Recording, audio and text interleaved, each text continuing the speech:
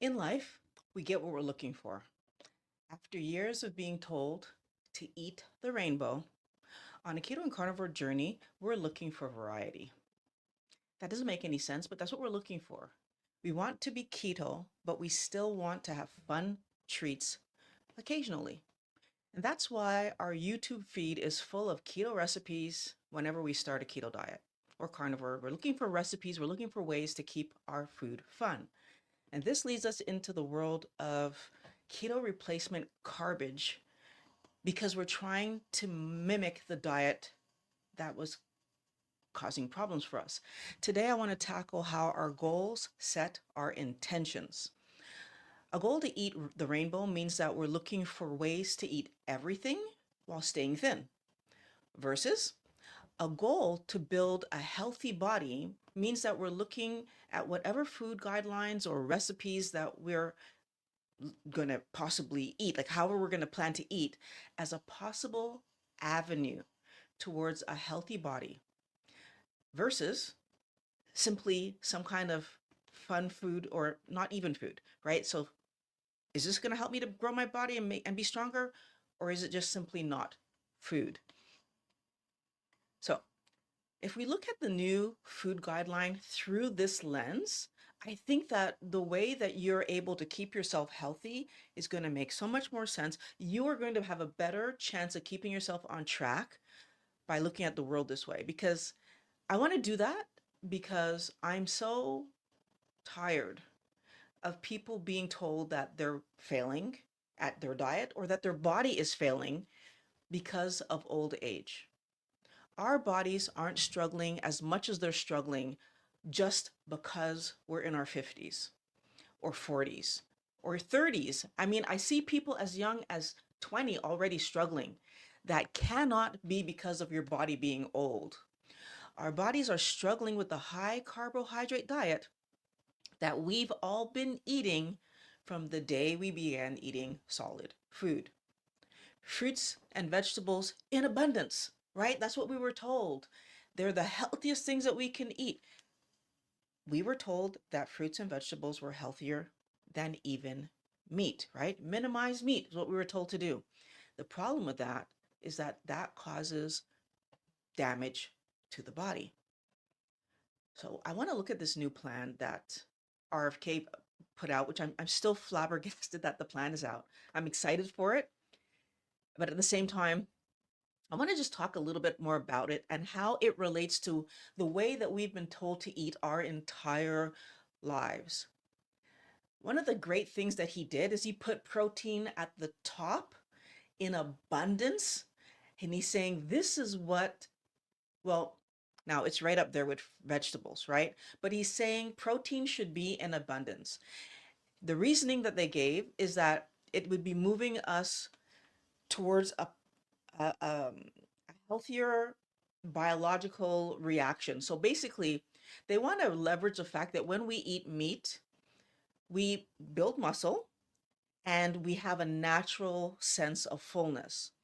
But bonus where I want you to understand that that's still pointing us back to this idea of managing our weight, right? Like men want muscle, so they talk about muscle preservation, and women want to feel full and not gain weight. And so they're talking to us still from this old idea, this old way of looking at food that says it's all about how you look. And it's not about what it's really about. What food is really about is creating the healthiest version of you. And so if we eat things that will produce muscle, if we eat things that will be able to repair all the internal organs, which meat allows us to do, right, with its accompanying fat. So meat with its accompanying fat. Again, there's some question marks, and I haven't been able to find the answer to this. Maybe if you know, put it in the comments because I would love to know. Like, there's some question marks for me about how much fat RFK was talking about in his food recommend in the new pyramid and the recommendations. I couldn't find anything specific. I'd love to know your ideas on that.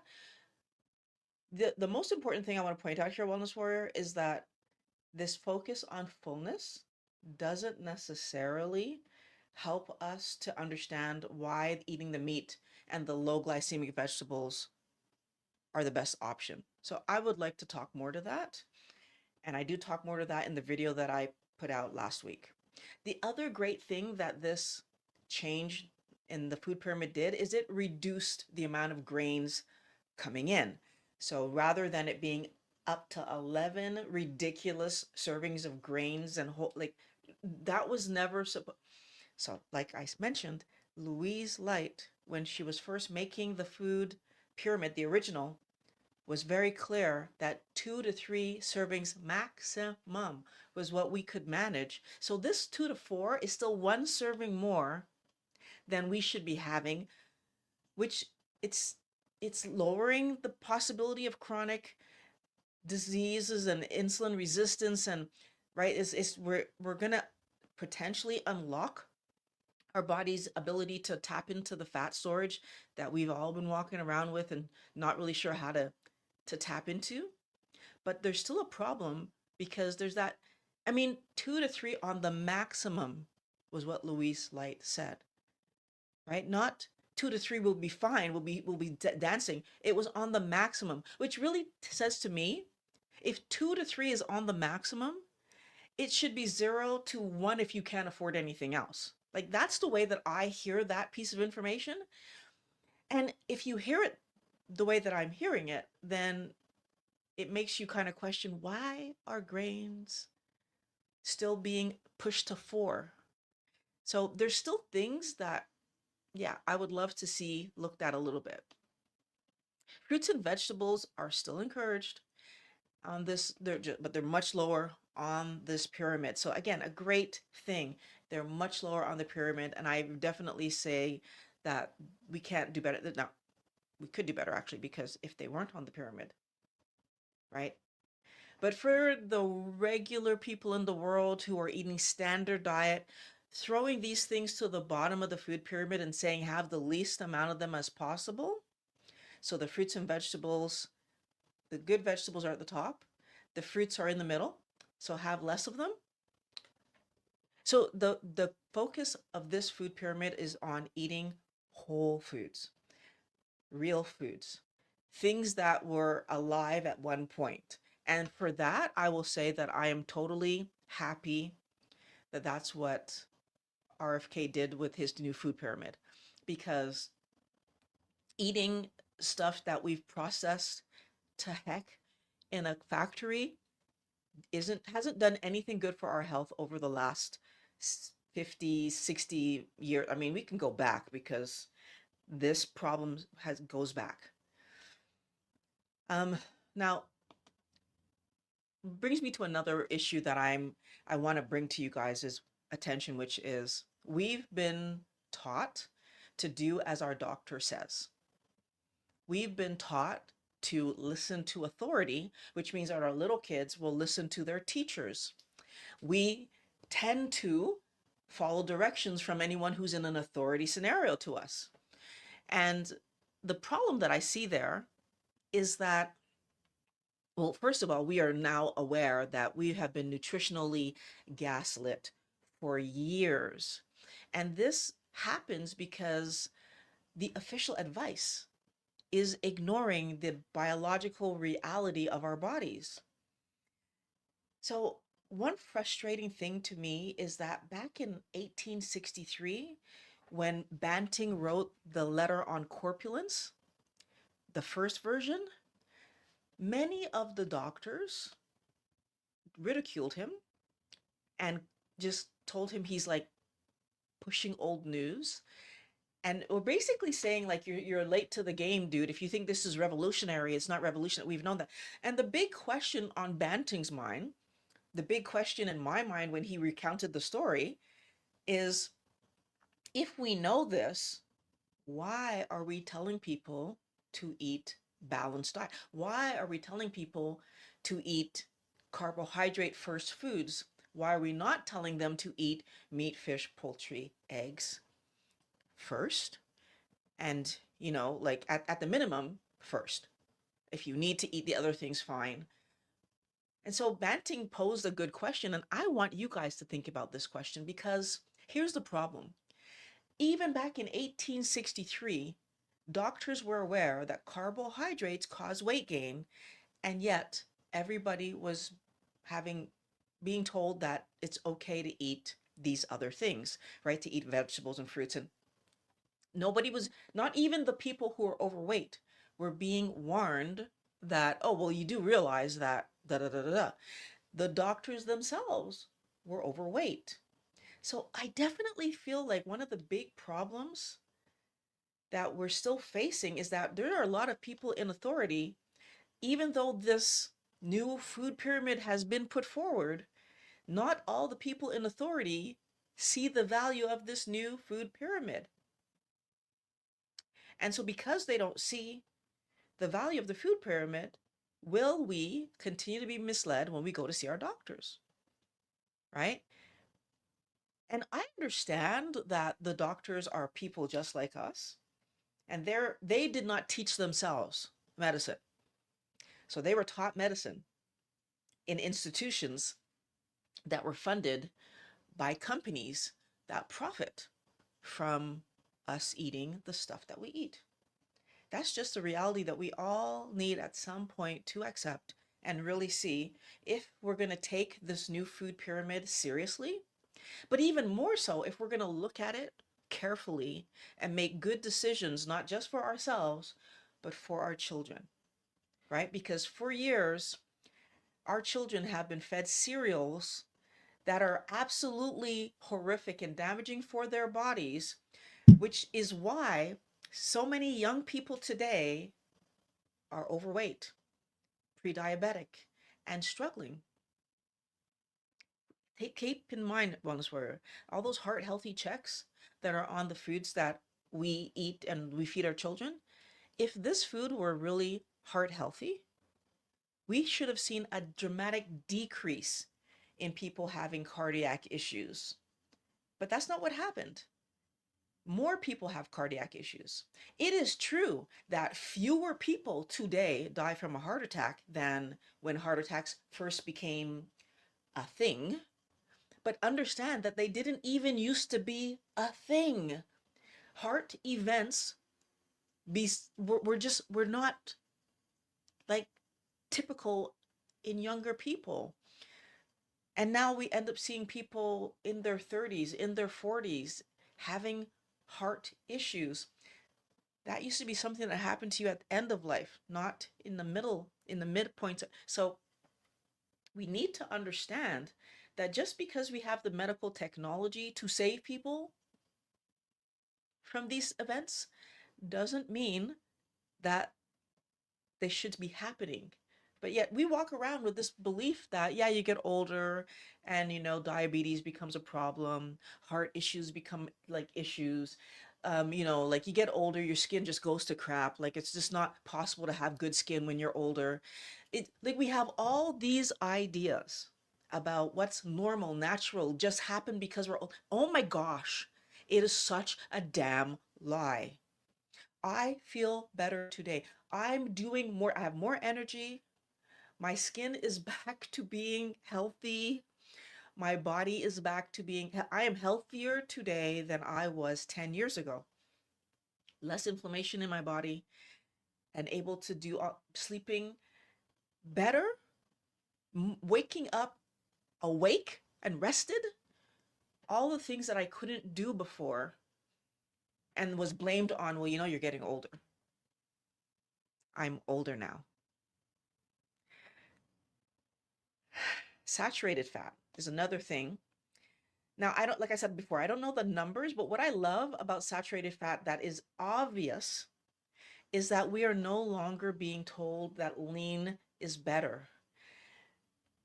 We are being cautioned not to overeat fat, but we shouldn't overeat anything. So I feel like it frustrates me that they're cautioning us not to overeat fat rather than cautioning us not to overeat carbohydrates. You see, you have a bigger issue with overeating carbohydrates than you have with overeating fats for a very simple reason. If you are only eating meat, fish, poultry, eggs, so basically if you're only eating real food, then when you try to overeat, it's really hard. Now, I know this, and I can give you two different examples of how I learned this. The first example, I, on my keto way of living, used to have a piece of um, pork belly and a side of vegetables. And at Costco, when you buy pork belly that's already sliced up for servings, like each piece is about the same size. In my keto way of eating, I could eat one piece of pork belly and I could eat the vegetables on my plate. No problem. I was eating low glycemic vegetables and I was able to get through that meal. When I went carnivore, I tried to have just the one piece of pork belly for a meal. I could not even get through, like, I was barely able to get half of it. Let's say I got, yeah, barely able to get half of it. So not 2/3, not 3/4, half of it. So the simple act of removing the vegetation off the plate inhibited me from being able to finish all the fat that's in pork belly, right? Here's what's interesting. I didn't realize that. I thought I just don't like it anymore. Because why? Because about halfway through eating it, I started to get this like kind of like, you know, that thing. Now, I would have associated that in my history with wanting to void, right? Like I'm gonna hurl. And later on, I noticed sometimes I would have a similar thing happen if I ate ribs. Because again, I had taken all the vegetation off. And now I'm like, wow, I don't like pork belly anymore. I don't like ribs. What's going on? Well, this is when I went carnivore. And then eventually, when I had a conversation with Dr. Chafee, it all made sense.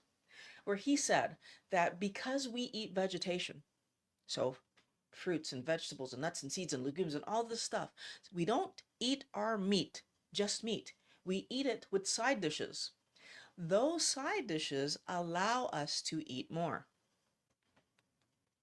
So going back to the beginning of this, when I said that they're focusing on satiation for women and muscle building for men, pay attention that if we continue to eat our meat, fish, poultry, eggs with side dishes of vegetation, then that stop eating thing that was happening to me, which is what Dr. Chafee helped me to understand, my body was simply telling me, Violet, stop eating. You've had enough. And it was on much less meat than I was able to eat when I was doing keto. Pointing that out because I find that fascinating. My body didn't need as much when I was eating carnivore. Now, at that point in time, but very likely because maybe I still had repairs to do and it wanted to have less food to process. One possibility. But the other possibility, I did end up losing a little bit more weight then. And I find that interesting because I was great at the weight I was at. I was happy. I was fine. Our body knows what weight we are supposed to be at. We need to stop fighting with our body. Because if we fight with our body, we end up putting ourselves in positions where our body is then trying really hard to heal us, but it can't because it's constantly fighting with us. Fat is an essential building block for our cells, all of them, right? Whether we're making muscle, whether we're making skin, whether we're making brain tissue, whether we're making blood vessel, it doesn't matter what we're making. Every single cell in our body is made of lipids.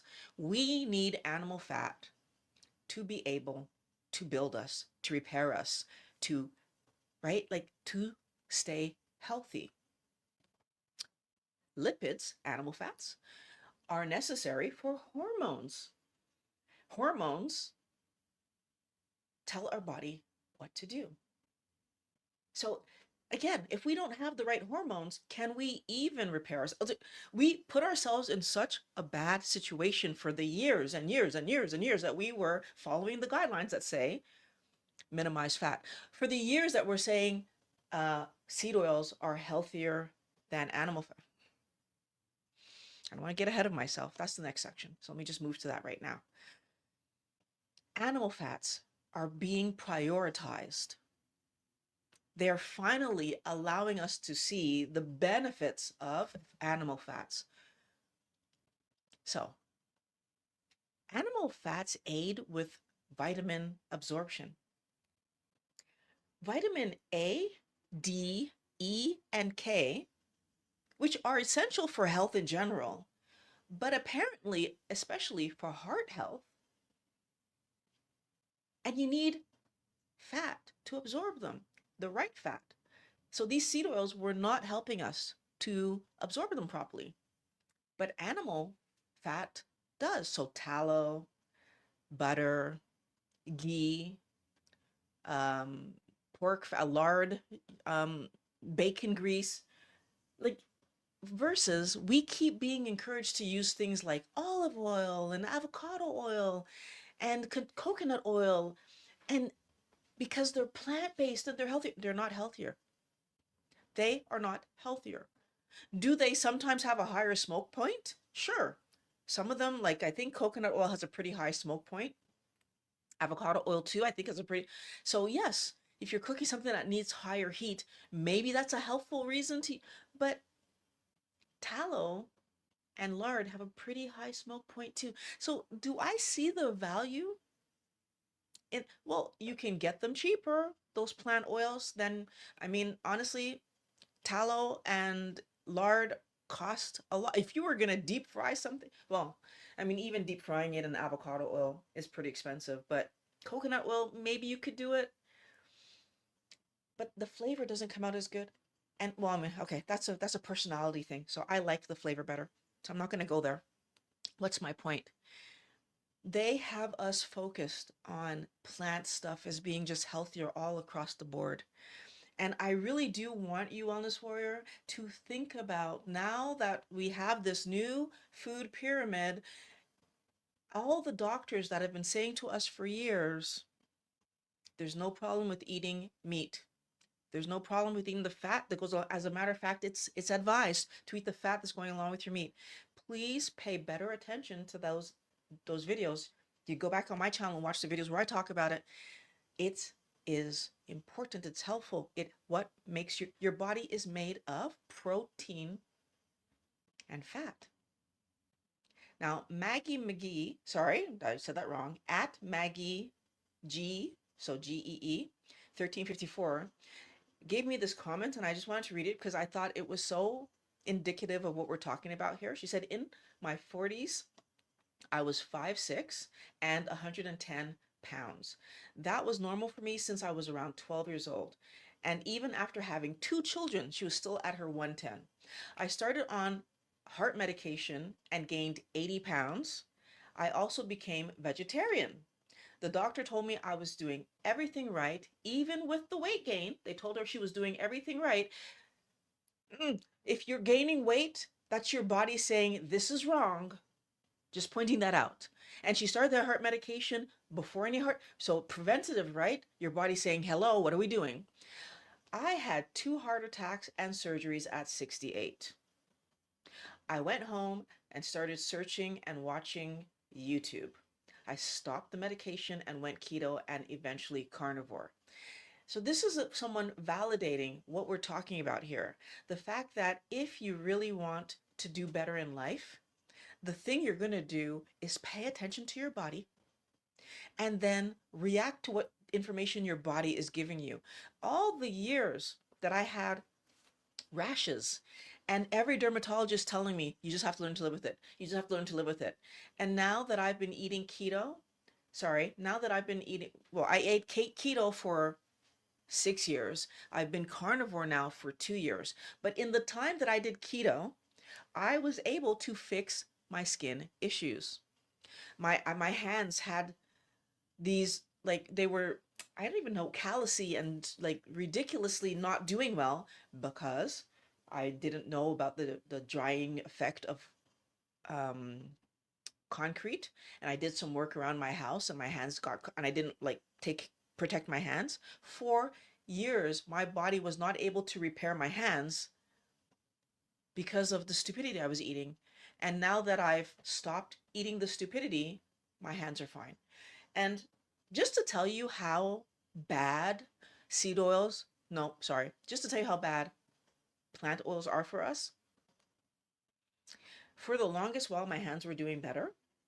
And then, but they were not still perfect. Like right now, I don't have any issues on my hands. But for a long while, I had like still a little bit of calluses, like near this part of my hands, and on this one finger particularly, my pointer finger on my right hand, which was the hand I used the most when I was working on the stuff. My this was still there for years. And then one period of time, I was making my keto coffees in the morning, and I just decided I was bored of having coconut oil in my coffee. I started putting butter. For a few months, I used butter. I didn't even notice it. Again, when you do better, sometimes you don't even realize how things are changing. But my hand, the palm of my hand and my thumb, I'm sorry, my pointer got better.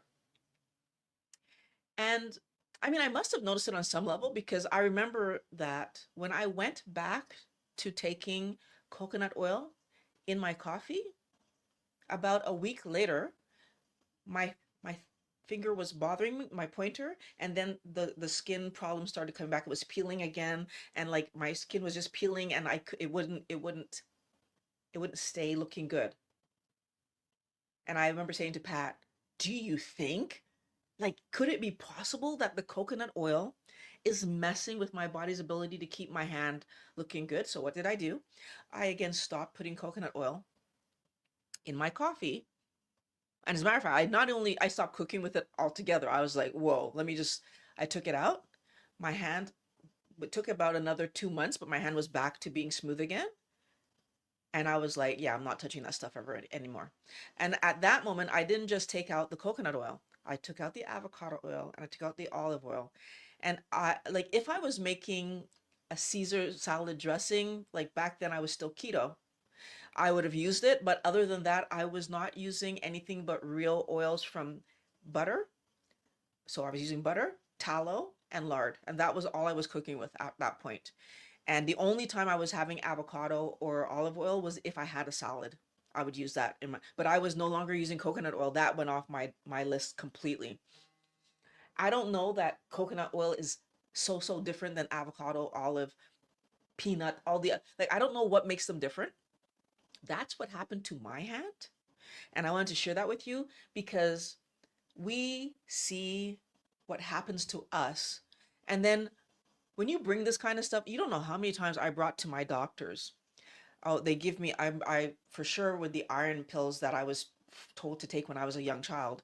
Myself and my mom brought to the doctors, oh, she's feeling like this. She's all of a sudden, she's tired. All of a sudden, and they were like, no, no, that can't be a result of that. It's something else. Keep taking the medication.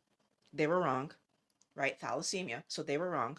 But I think the other thing that I want to point out is that there were other occasions where I went to my doctors, like this whole thing about the skin rashes. Oh, learn to live with it. I had my thigh of my leg was numb. Which leg was it? My left leg, I think it was numb at one point. Learn to live with it. My joint pains. Okay, I was sent for physio, but never did they look at food or mention food. And even when I ate things and had reactions, I was never believed. My doctor said that it's not possible that nightshades could be causing your joint pain, even though A, I saw the connection, but B, I found a whole forum of people talking about anybody else notice that when you eat tomatoes or eggplant or blah, blah, blah, you're having joint pain. All this from people who have arthritis or other kind of joint issues, right? So the professionals that we look to do not always see what we see because they're looking at it through this lens of I was taught it's this, even though the I that was taught it's this is towards, so therefore this is the medication solution. Why not listen to us when we say, hey, I see a connection between this food and whatever? Encourage us. How about you try taking that food out and let's see what happens. Let's see if it gets better. We never look at it that way. And it's very, very frustrating to me that we never look at it that way. Now, conflicts of interest are another huge problem, Wellness Warrior. So we've been seeing the results of allowing the Food and Drug Administration to be both the advocate for safety and efficacy of like the foods and drugs and whatever that we take, while simultaneously being responsible to approve that same food or drug or whatever. Like somehow they're touching both sides of this coin and they shouldn't be. And I feel like, how do we see that? Things like seed oils, right? Like, not only are seed oils known to be inflammatory, known to be problematic for health, but like, why do we bother regulating something that we know is not healthy? Why not just take it out altogether? Not only that, these things are subsidized. So seed oils are subsidized, even though they have catastrophic implications and impact on our health. So in the new plan, we're shifting. So the new food plan that RFK proposed, we're shifting back to ancestral fats, and we're shifting back to real foods. And the goal seems to be voiced, which I love the fact that they voiced it, to end systemic inflammation, right? I love that they went against what originally Biden was talking about, you know, health equity, that everybody should have the same level of health. And they seem to be focusing more on everyone should have good health. And it's not about everyone being equal. It's about, can we get as many people to healthy as possible? And yes, I know that doesn't sound great, but I do understand it, because I'm going to say this out loud to everybody who can hear me. If you can afford to eat meat, fish, poultry, eggs daily, and can make that the way of eating, do that. Not everybody can do that. There will always be people who cannot afford to have meat only every single day. As crazy as that sounds to me, because I will tell you that by doing meat only, my grocery bills went down. But for some reason, I'm learning. Now, maybe it's because you're afraid and you don't think you could manage to only eat meat, fish, poultry, eggs. That's possible. You might be asking, well, Violet, if I only eat meat, fish, poultry, eggs, what's my side dish? Long story. When I have meat, my side dish is eggs. When I have another kind of meat, my side dish will be, oh, calamari, or like, I will put scallops as a side dish. I'll put salmon as a side dish, or maybe I'll just have salmon as a meal and have eggs as a side dish. So what I'm pointing out to you, Almsor, is that your side dish does not have to be plant. Your side dish can be whatever makes sense for you. And especially going towards the goals that you have for yourself. Because I now have a new goal of getting in enough iodine, getting in enough omega, the right omegas, I think it's three, getting, like, because I now understand how much the selenium that's in seafood, because I now understand the benefits of eating seafood, I've decided to put my energy towards getting more seafood in, which now makes it a potential side dish when it's not the meal. And I am very happy with that decision. And but I'm just pointing out to you again, the same way that you don't have to have cereal for breakfast, you could have steak or fish, or right? You don't have to have cereal. The same way that back in the day I used to have breakfast for supper. You can still do that. I oftentimes will have eggs and bacon for supper. If that's what I'm in the mood for, that's what I'll eat. So whatever you're going to eat, make sure that it's the healthy thing, right? Because they were subsidizing these seed oils, and they subsidize, not even they are. I don't know if they've stopped that yet, but they subsidize also processed foods. Processed foods are a combination of chemicals, sugars, seed oils. These are all things that have been known to cause inflammation. Why are they subsidizing that? The health issues that these things cause, they should not be allowed to be subsidized, and yet they are. So there's still conflicts of interest that need to get ironed out in the government, so that their focus can truly be on feeding us what's healthiest, because if they don't do that, I can guarantee you that the food companies and the medical companies and the pharmaceutical companies, like all the companies who have the weight loss industry, all the companies that have an interest in us eating wrong will figure out a way to still get these things to market. I have another comment here from We Are at Random, and it says, whatever the government subsidizes, corn, wheat, soybean, dairy, is what we should be avoiding. Now, I didn't even touch dairy in this yet, but dairy and the casomorphins, I have a video actually. You can watch it if you want to. Maybe I'll link it later, where I talk about how dairy had me chasing and I didn't even know. So, again, there's a lot of stuff. Now, in the new food pyramid that RFK proposed, they're encouraging us to eliminate processed foods, full stop, right? So I love that part. Because if we eliminate the processed foods, full stop, then the silly stuff stops impacting our health. However, just because we eliminate added sugar, and even at that, I want to point this out too, because it's the wording was a little bit confusing. So I saw one place where it says, no processed foods, like eliminate it. But then at the other side, it says keep the added sugar to a minimum. So are we saying no or are we saying minimum? And then they were talking about the differences for old people, differences for children. I couldn't find what they said about old people. For children, I did find it. And what I saw seemed to be saying that they were only suggesting that children under 4 get no added sugar. Can I just point out to you that when my daughter was born 21 years ago, without any of these changes, I was aware that no added sugar for her. She didn't eat candy. She didn't have soda. She like no added sugar things in her diet until after she turned 4. So, I mean, I don't understand why we are starting there. And why is it only children under 4? Like, what about the 10-year-olds that are obese and struggling? So, I do feel that as much as I love the new direction, the new food pyramid is still like leaving me with question marks. So I have a commenter that said, so a fish on second said that the new guidelines are a very good start.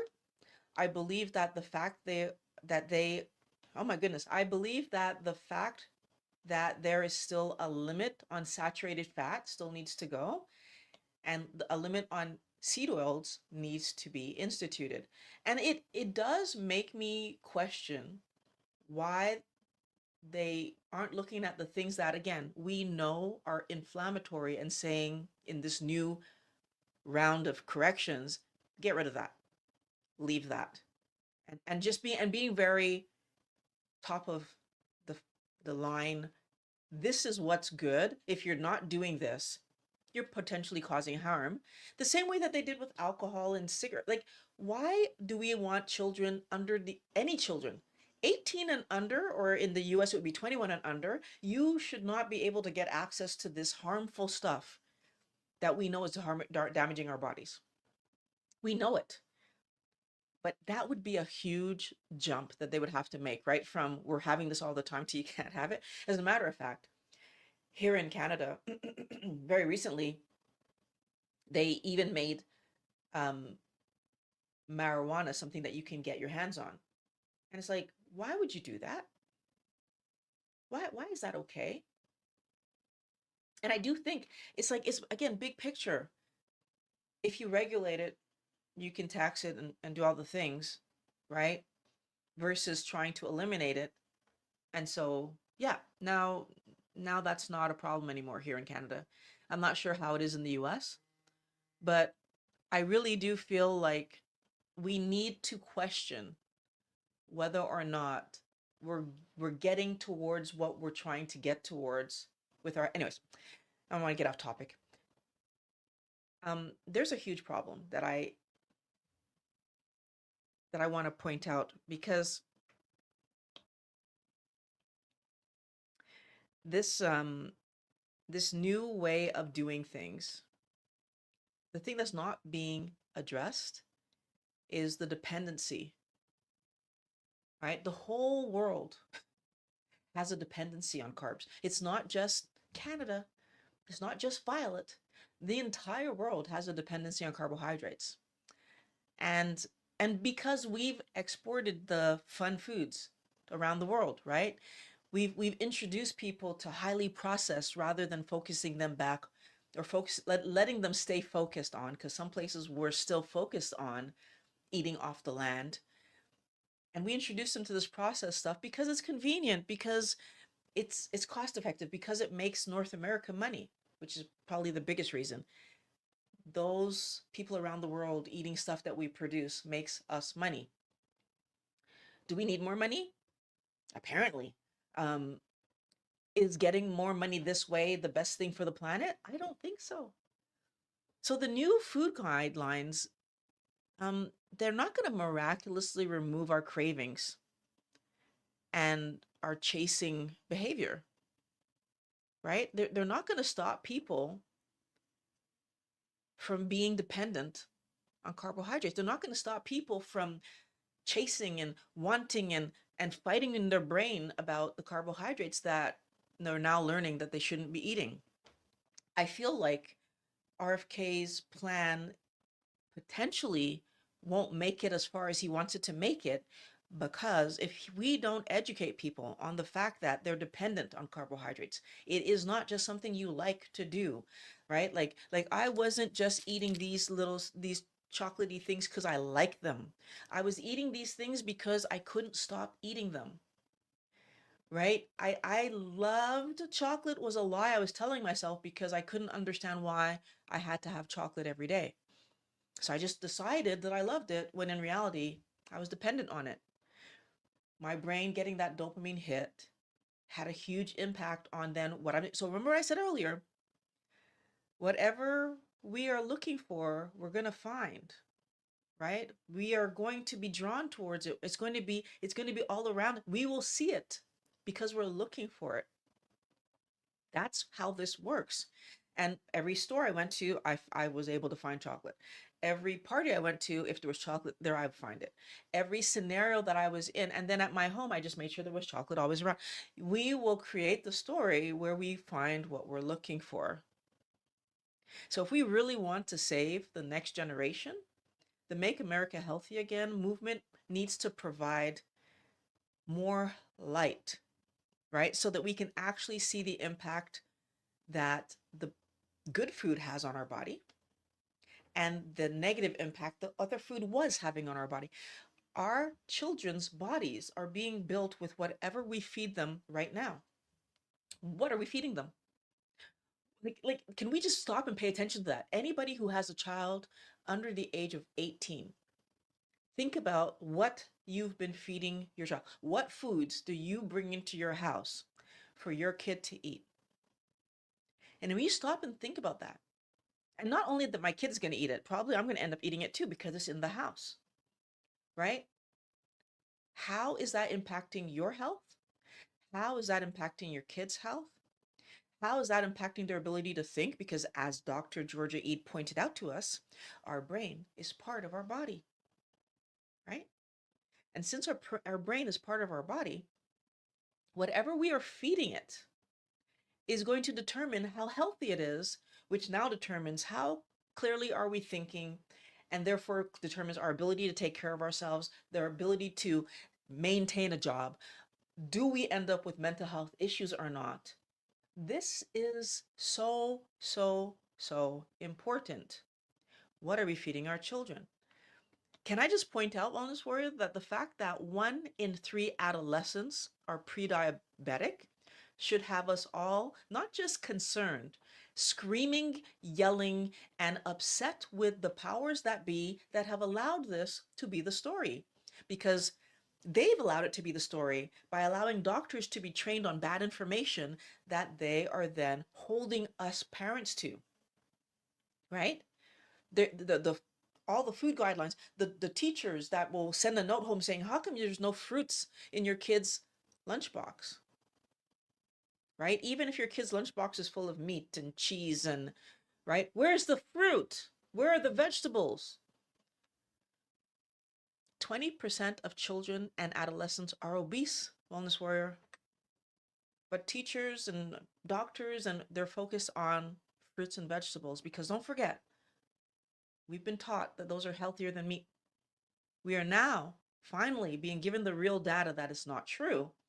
But we need to unlearn all of that information. How are we going to unlearn that when we are walking around controlled by the dependency that grew out of, for in my case, it was 46 years of eating vegetation first meals.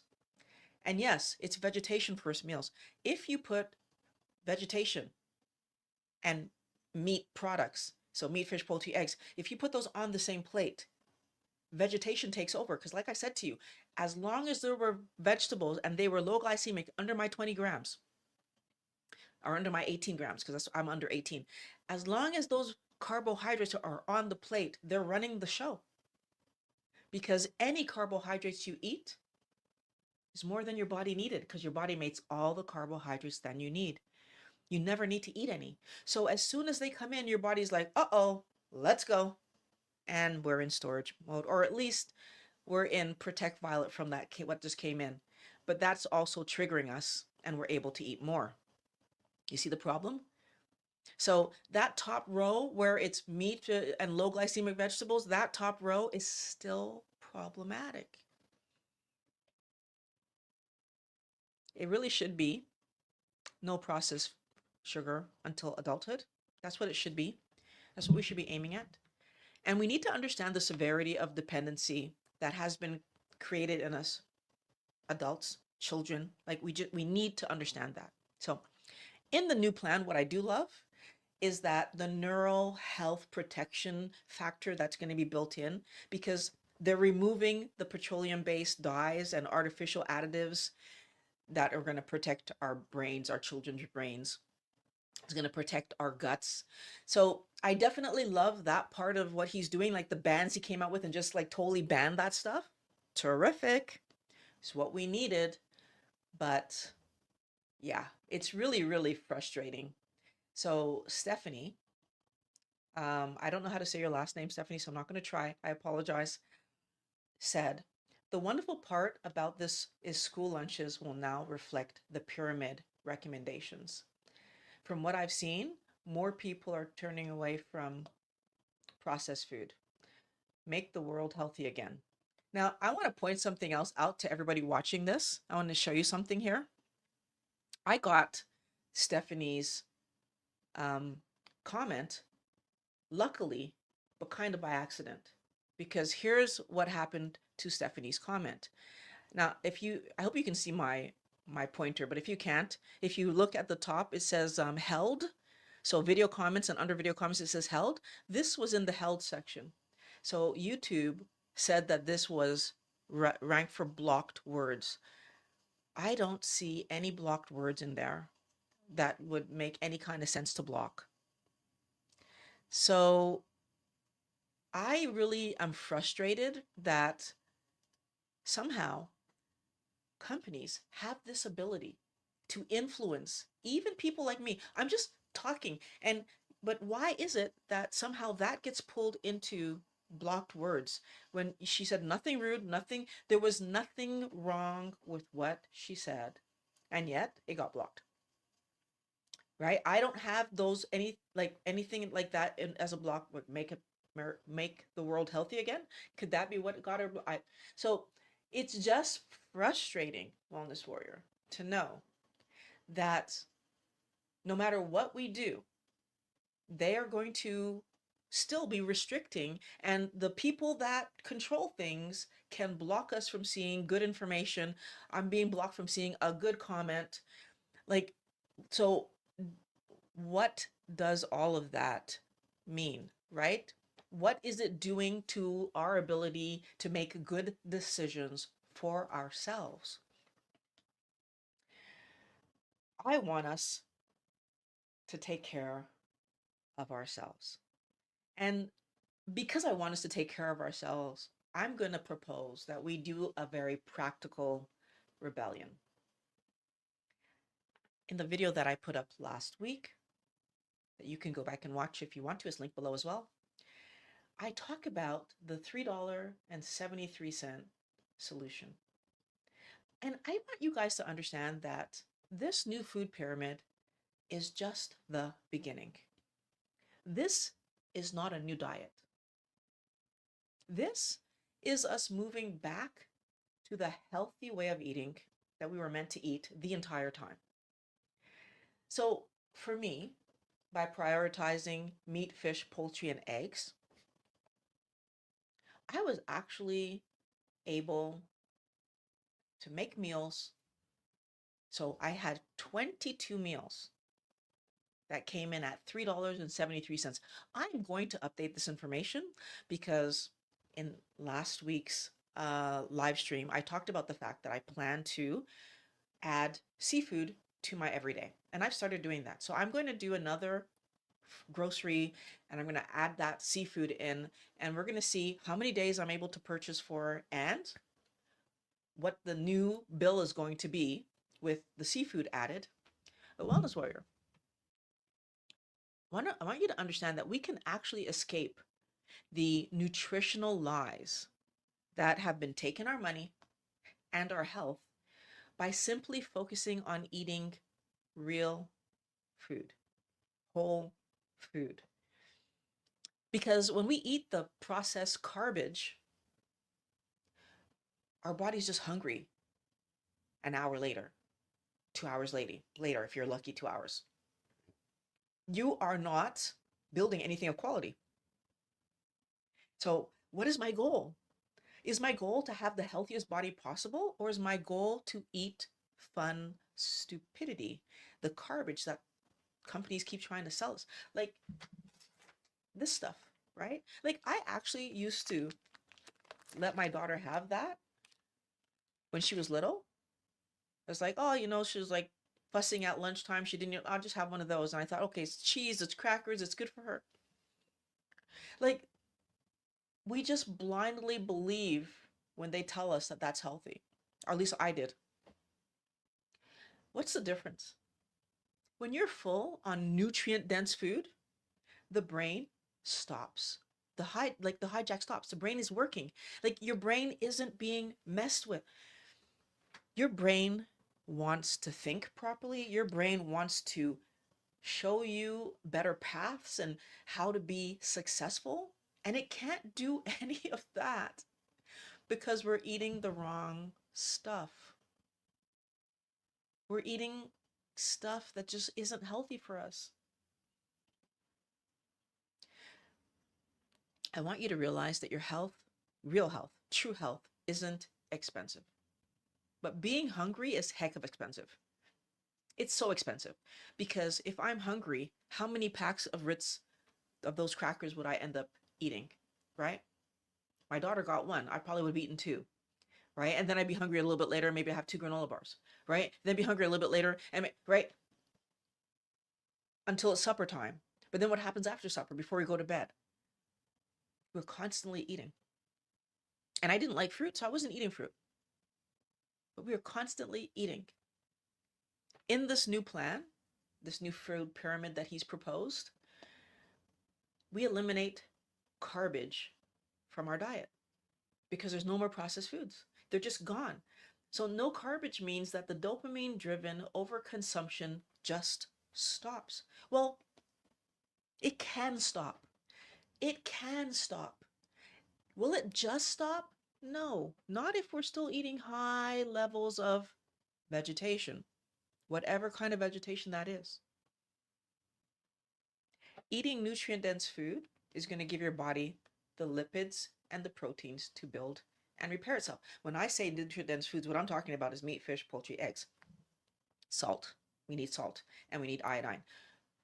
But I want you guys to understand that if we give our body what it needs, our body will absolutely heal itself, repair itself, prime you for other activities, prime you for going out. And so I love to longboard, I love to snowboard and ski, I love to ride my bike. I love to ride my scooters, which are kick scooters. I do have electric scooters too, so I'm not gonna lie. I love to rollerblade and like go rock climb, sorry, bouldering and tree to tree climbing. So many things that I love to do. I wouldn't be able to do them had I stayed in the body that I was in at 46. Because at 46, all of my activity stopped. I could barely walk.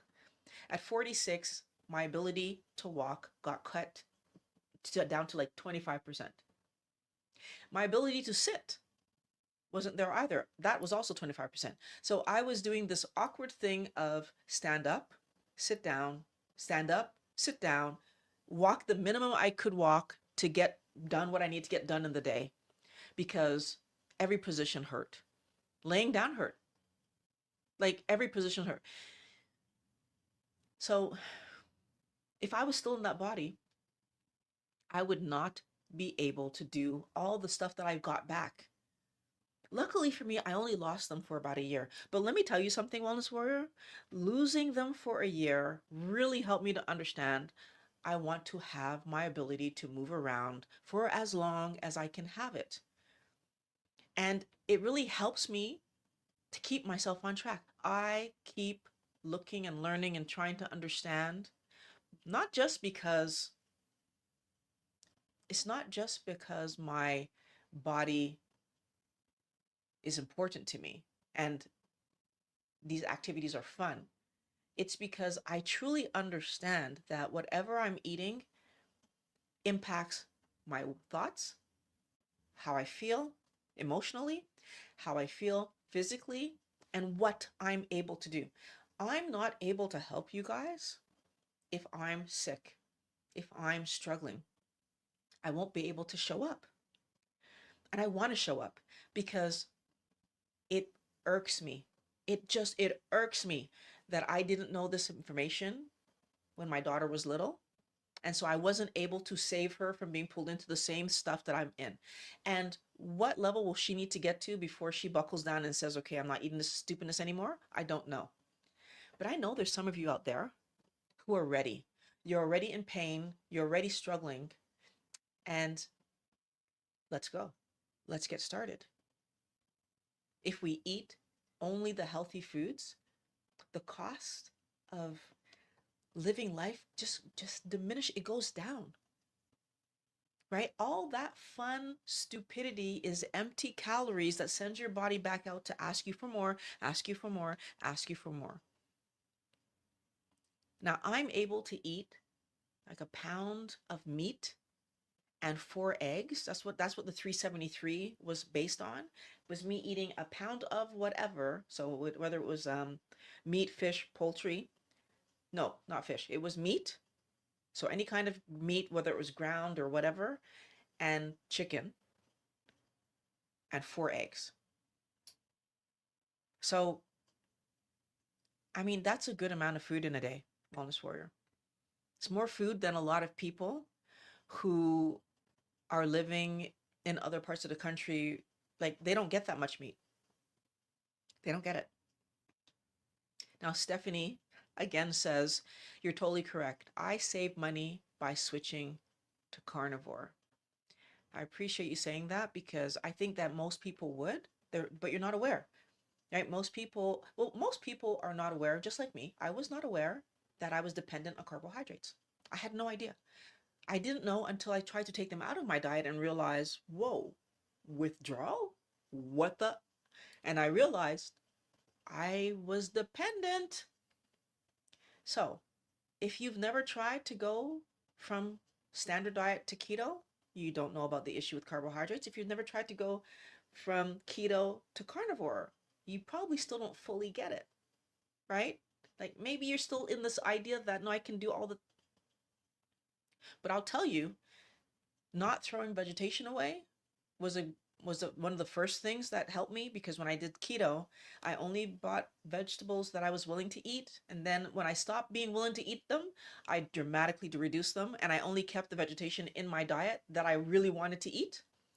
That helped a lot. Like really, really helped a lot. And then when I went to carnivore, And it wasn't a hard transition because I had been already doing so very little vegetation. It was easy. I just did it. So, what's your goal, right? If we keep wanting variety, those old rules will be stuck in our head, right? So even though there's a new food pyramid, if you keep your mind around, I need the variety, I need different, if you do that to yourself, you will end up looking more at that old food pyramid than you are at the new one. I will point something else out to you. I eat more varied today, believe it or not. And this is the part that drives me nuts. When I first went keto, my variety in the standard American diet wasn't variety. I ate pizza, I ate, chicken burgers with fries, I ate poutine, I ate rice and some kind of meat. I ate pasta and some kind of meat. That's what I was eating, like all the time. For breakfast, I was having either bowl of cereal. I mean, honestly, all the cereals are the same garbage. So look like variety to me, but they're all the same garbage. Occasionally I would have pancakes for breakfast. It's not that big of a, like, we think we are doing such varied things. Really not. The only time I would have something kind of different is if I went out to eat, and I didn't do that often. Why? Because all my money was going to groceries, right? I was having granola bars, always bought the same kind of granola bars. I was having ice cream, always bought the same kind of ice cream, always bought the same kind of cookies. Was I having variety? Not really. Look at my diet now. So I started off with three different cuts of ground pork. So sorry, three different cuts of pork. So I had ground pork, pork chops, um, pork roast. I would sometimes put a pork shoulder in there. So pork is my main meat because of my thalassemia, and chicken. Now I've added fish, so salmon mostly. I like the taste of that, but I can do tuna. I do sardines. I found sardines that were not packed in water and whatever. I found them like real sardines that I can just put in on to stove. I have to cook them. So sardines. Um, and I added scallops at one point, and I brought them back recently, and calamari. Wellness warrior. In terms of different flavor profiles, that's more variety than what I was doing on standard diet, because on standard diet, a lot of that stuff all tasted the same. It was sweet, period. I'm open to trying new types of fish now where I wasn't before. I'm open to trying, oh, I can eat turkey now where I couldn't, I hated turkey before. I can eat turkey now. I can also eat ham. I do eat bacon. I forgot about bacon. Um, did I mention eggs? I think I did, but if I didn't, I eat eggs as well. So there's so many things in my diet that taste different. So there are actually different taste experiences compared to what was happening in my life before. We think we have this huge variety, but it's just slapping sweet on top of sweet on top of sweet on top of sweet. And it's not really the variety that we think we have. The new food pyramid is a step in the right direction, but we can do better, which is a point that I want to make. We can do better. So even though the food pyramid has been flipped, there's still three openings for big food to keep us chasing, dopamine dependent, and gaining weight, Wellness Warrior. I'm actually covering that in next week's video, but for you guys, you're going to get access to it right now because you're in this live stream. So there's a link in my description that you can click after the Q&A. After the Q&A, it's still going to be there, that you can click to watch next week's video. So I'm looking forward to getting your feedback on that and to hear what you have to say. And I'm excited for it. So let us, I don't know who's calling me, flip over to the comments.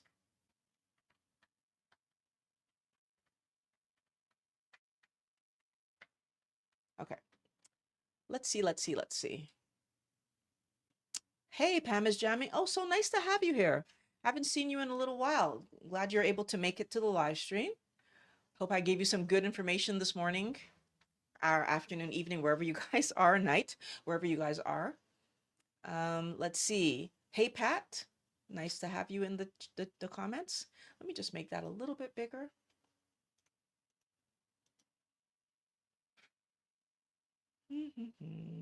One more.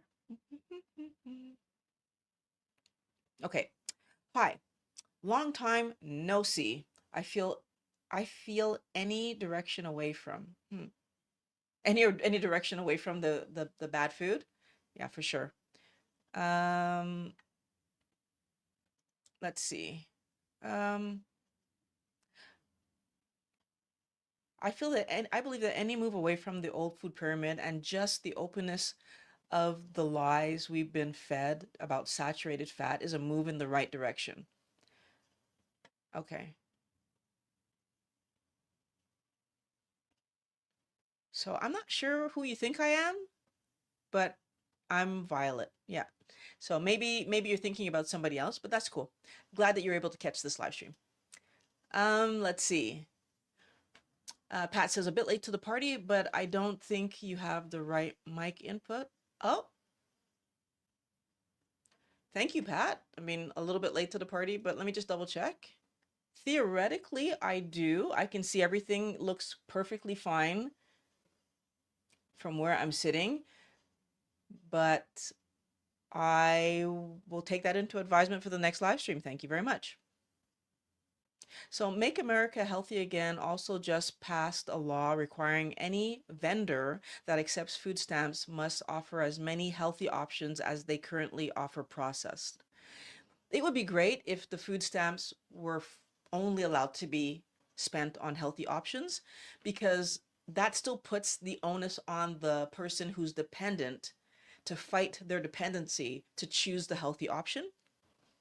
Like here in Canada, when you have they have a program for women who are pregnant. I can't remember what the acronym is for it, but it's for women who are pregnant so they can get, eggs and milk and like, but it's only, they can't buy chips with it, for example. They can only buy what they qualified as healthy foods back then, which was milk, eggs, I think meat and bread. So that's what they were allowed to get. It was a very tight, like if you're using this money, it has to go on those things. And but that's great. And it helped them to purchase the right stuff. Unfortunately, people just save their own money to buy the junk food. So um processed carbs are worse than marijuana. Yeah, I don't know. I think they're both bad. And anything that messes with your brain's ability to think clearly, we need to question and pause. And both of them mess with our brain's ability to think clearly.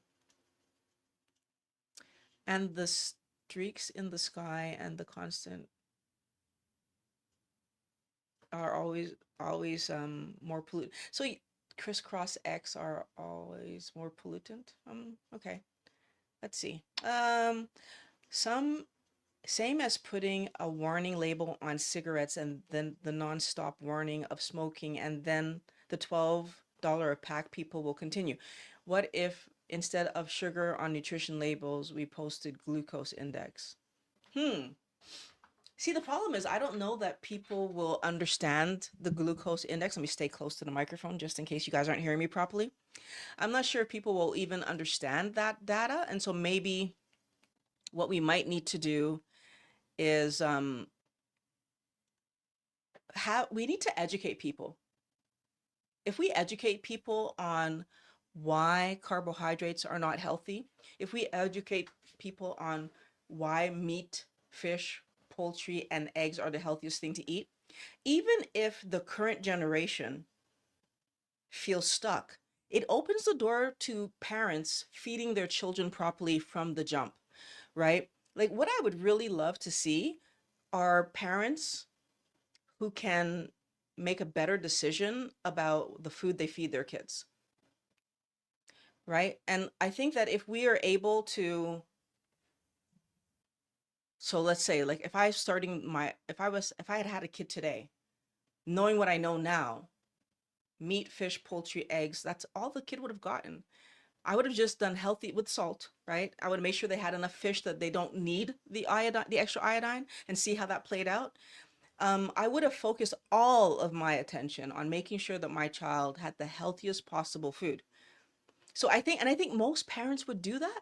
Like, I don't think that that's a weird thing to believe. Most parents care that their children are healthier. Most parents, like myself, I had that rule about carbohydrates. Like, so, like, no fun foods, like no ice cream, no cookies, no, like, no sugary stupidity. I had that rule because I wanted her to be healthier than I was, right? And like, so I blocked it at 4 until 4. But even when she was going into her like 4 and older, all the way till even when she was 18, like, I like the reminders were always there. Like, you don't have junk food before supper, or before, sorry, before noon. Our rule was before noon, right? Like, it's before noon. Like, there's no such thing as junk food. Like, eat healthy food in the morning, and then you can have junk food after that, right? And it would be after lunch, not before lunch. Like, if it's noon, even if you haven't had lunch yet, why are you having junk food? So I tried to teach her some ideas that would help her to see that real food is the way to go.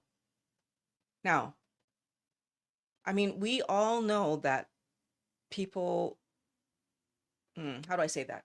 Most of us were educated that there are dangers to drinking.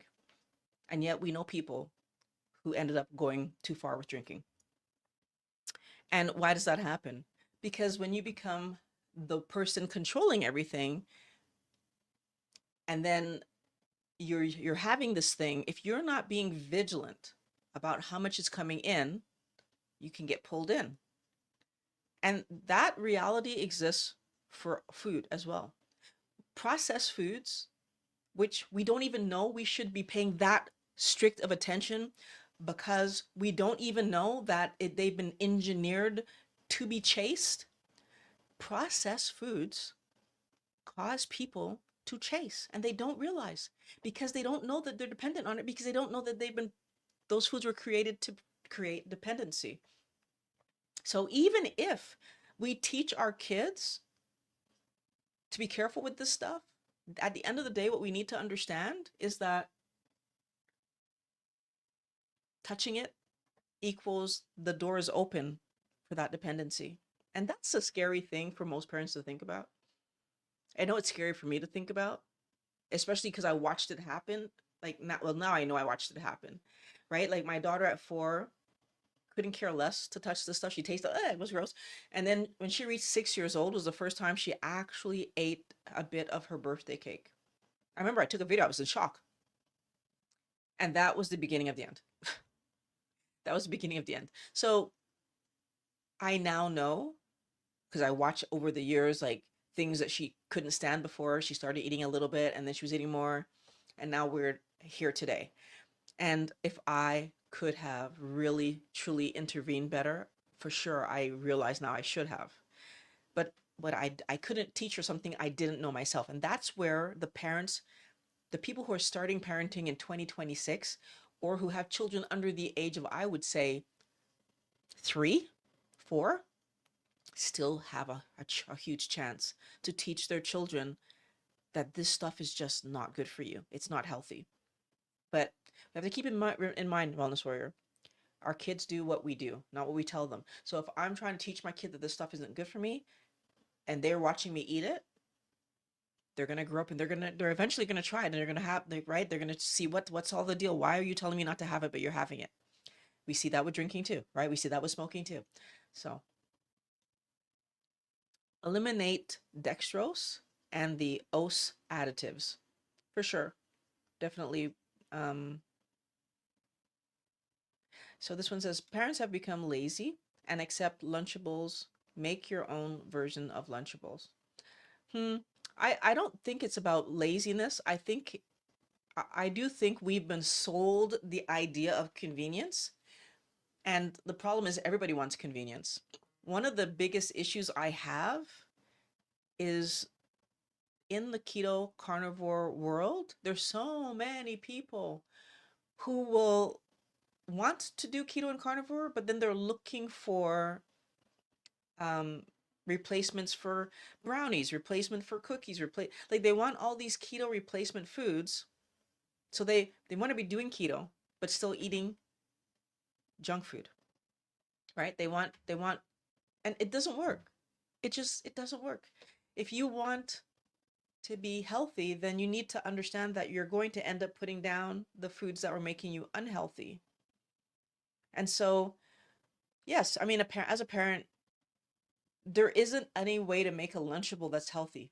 So let me just put back up and say that when RFK is saying that we need to shelve processed foods, I don't know that everyone understands that bread is a processed food. Crackers are a processed food. So right away, what are we putting in the Lunchable? What is the kid? I mean, sure, you can give them, if I was making a Lunchable, it'd be ham slices and cheese slices and maybe turkey slices, and you can make that sandwich however you want, because is the ham the bread or is the turkey the bread? Do whatever you want. But I think the problem is that most people just don't get it. When they're saying processed food be gone, if he's being serious, that means all the cereals be gone. That means like a lot of that canned stuff in the middle of the store that's vacuum sealed in plastic that's estrogenic and causing all of us to have hormone issues be gone. All the dyes in the stuff to make it look right, even the dyes that they were injecting in fish to make the fish look pinker, so salmon, they were doing that, shouldn't have been happening. So there's a lot of things that will need to change if this is gonna truly be a good thing for us. I'm waiting to see. I hope it happens. Like I've said a million times, I did not think that we would even get the new food pyramid or any kind of new legislation at all. I didn't think it was going to happen. So this is exciting to me, extremely exciting to me. Um, I think the new version, I think the new generation of parents can turn all of this around if they could only hear what we're saying. Michelle, I do agree with you. It's hard to hear it. I've been screaming about this for almost 8 years now. And there's still people in my family. Most of them are still eating normally. So let me just be clear about that. Most of them are still eating normally, like no change at all. And the few that have made minor changes, they're not huge changes. I wish that they would make huge changes. So I can definitely hear what you're saying on that one. Most people are not able to realize and to hear that this information, but why can't they hear it? Because of the bells, the warning bells going off in their brains because of their addiction, right? If we are dependent on something, there's no way that we're just going to give it up like that, especially when we're dependent and we didn't even know we were dependent. So you need to get through the barrier of me understanding what I'm dependent on this. No, this is healthy. So even this first hurdle, what I've understood is that this news came out and many experts are talking against it. How are the experts talking against it? Again, this is scientifically known information. How are experts talking against it? And yet they are. So why are they? There's financial reasons, there's dependency reasons, there's all kinds of reasons. My daughter, who has 2 children, would call me a medical conspiracist, and now I'm a food conspiracist. Well, the good news though is that now what you're saying is being backed up by what they're proposing in the health, well, wherever this is showing up for the US, I can't remember what it's called in the, the health world, I guess, or but like this information is now being shown to be what's reality, right? And so if it's being shown to be what's reality, then there's nothing to argue with, really. Like you don't need to argue it anymore because it's been put forward. And now it's like, what next?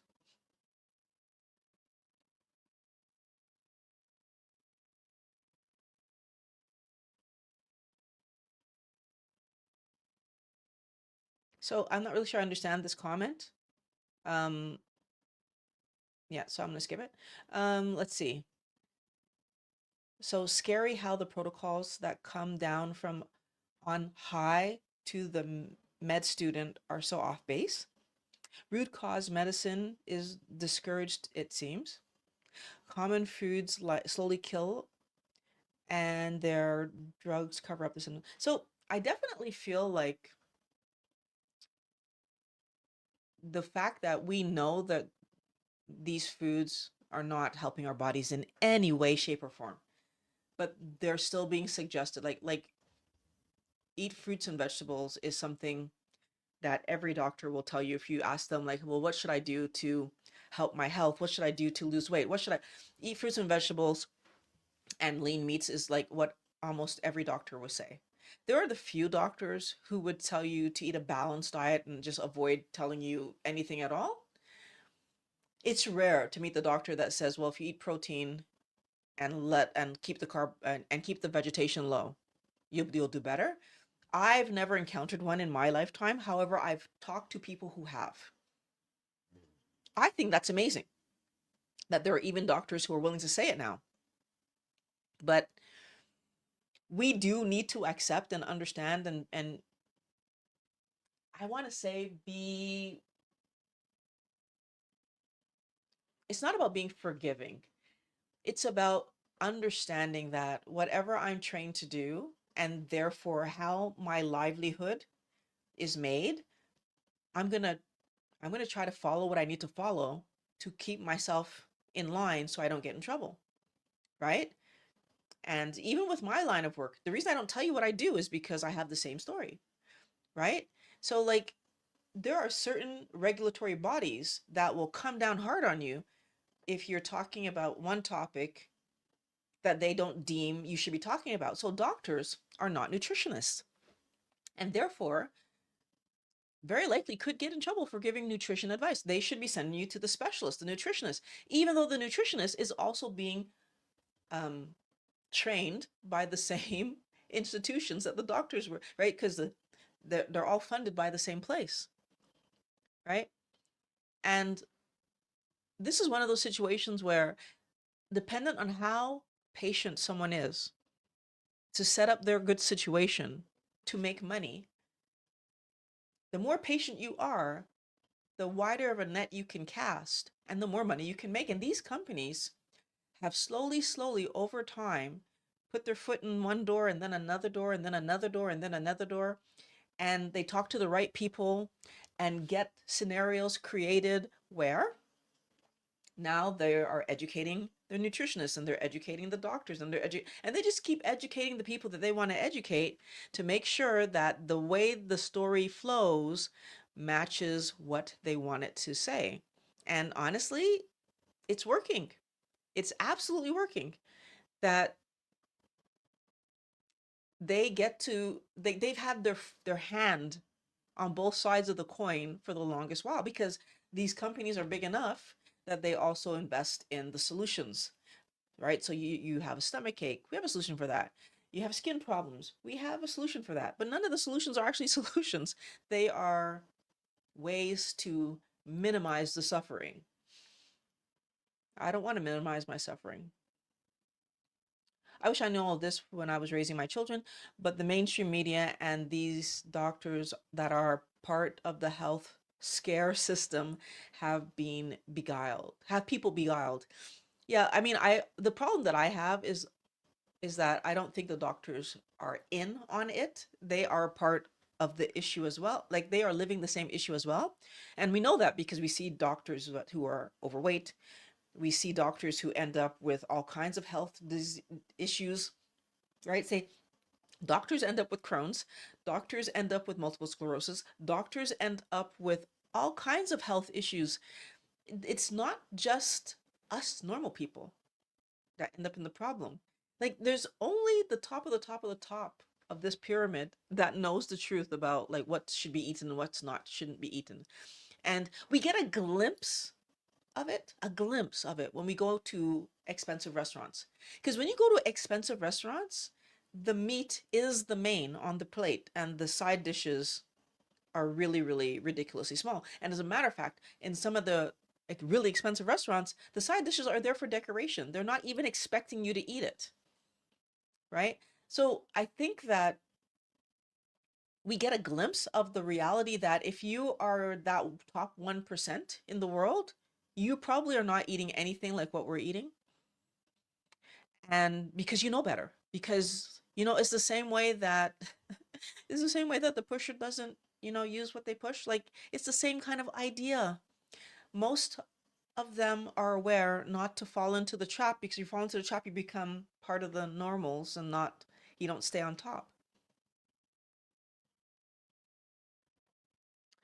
Um, let's see.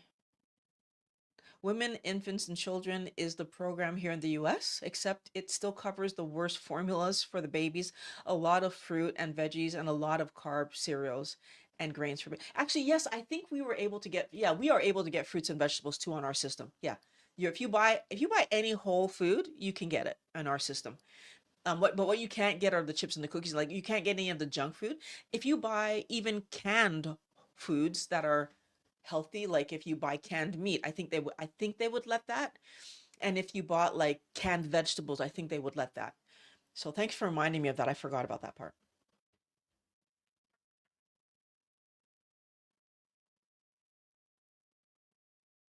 Let's see. You're popping in. Oh, just popping in to say hi.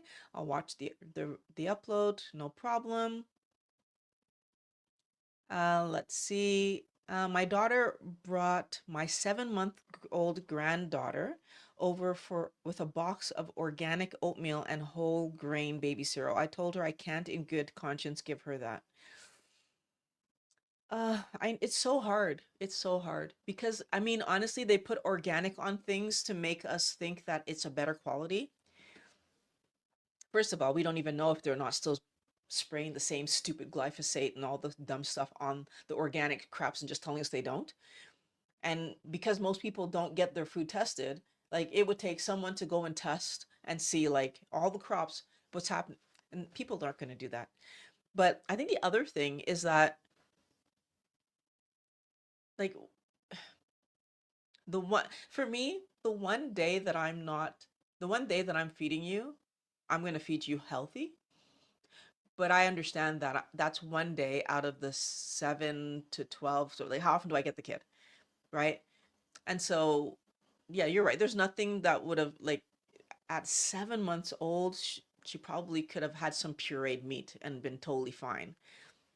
Why aren't they doing that yet at 7 months old? So I don't know. I think there's always a way to get your food on solid, to get your kid on solid food that's healthier.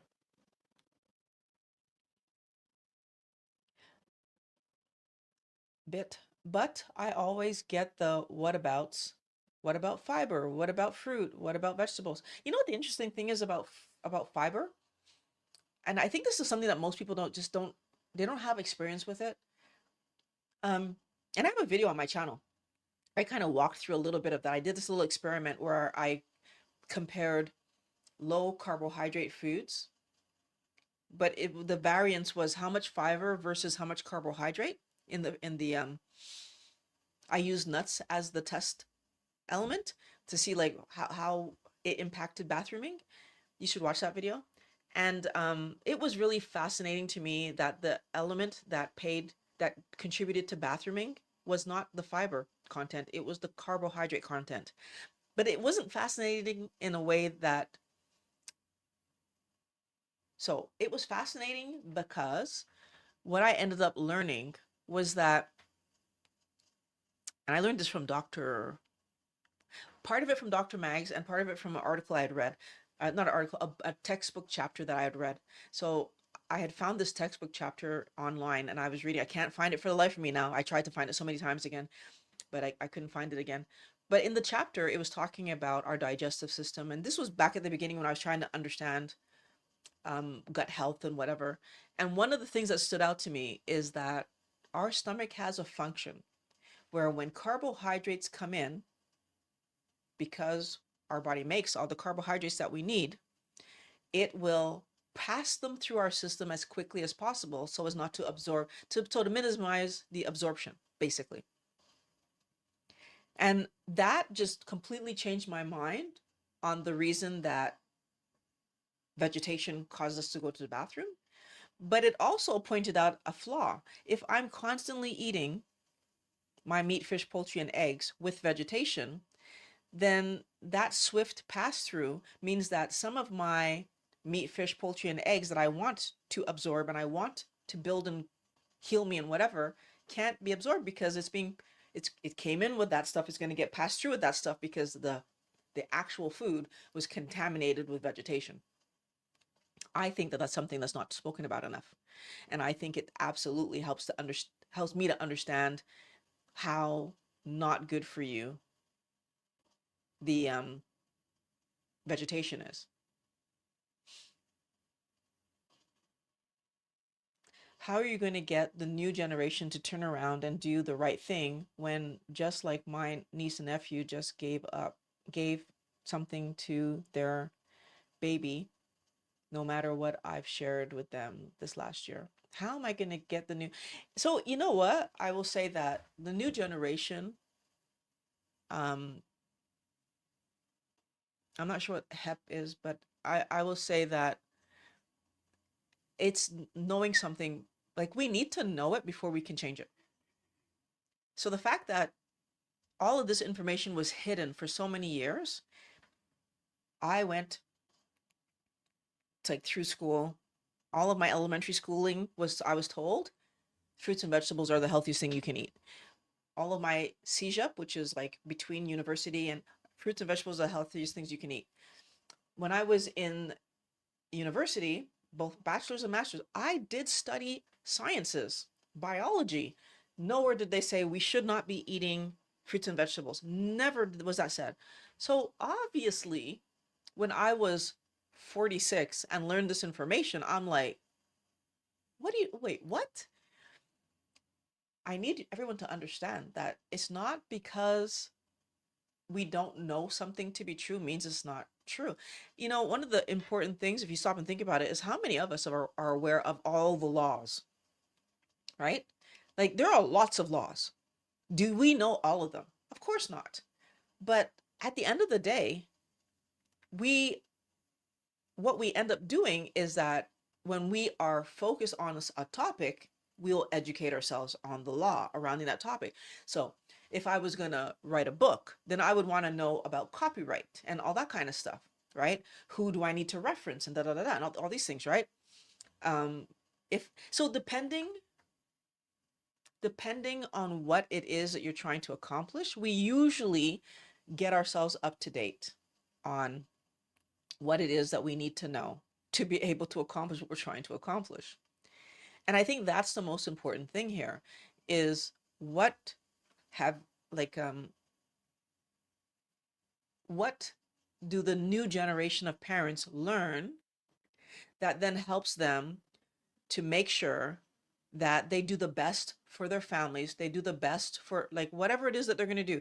What do they need to learn? And since we normally want our children to do better than us, once this hoopla about the new food pyramid that RFK put out calms down and it starts being applied, like in reality applied, where it's across the board at the schools, when it's actually being applied, that's when we're going to see the benefit. So because then it becomes part of the ethos, right, of the zeitgeist of all the people, like the thinking, the thought processes of everybody. When everyone's thinking this way, that meat and low glycemic vegetables are healthier than everything else on the list. I still feel like they shouldn't even be on the list, but whatever. When we see that and we can, that's when things will change. And until that happens, there's not much we can do about it.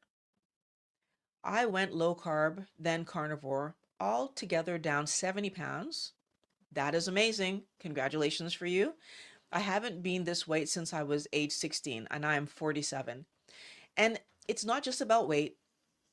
This new way of eating is helping you to heal your internals, which I think is the most important part of this, right?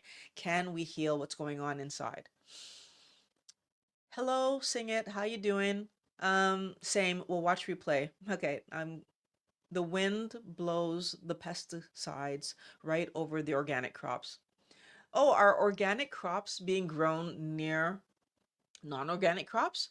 Because if that's the case, then yeah, then them saying that they're, yeah, because I didn't spray them on, but I put them in a place where they can still get them, doesn't change anything.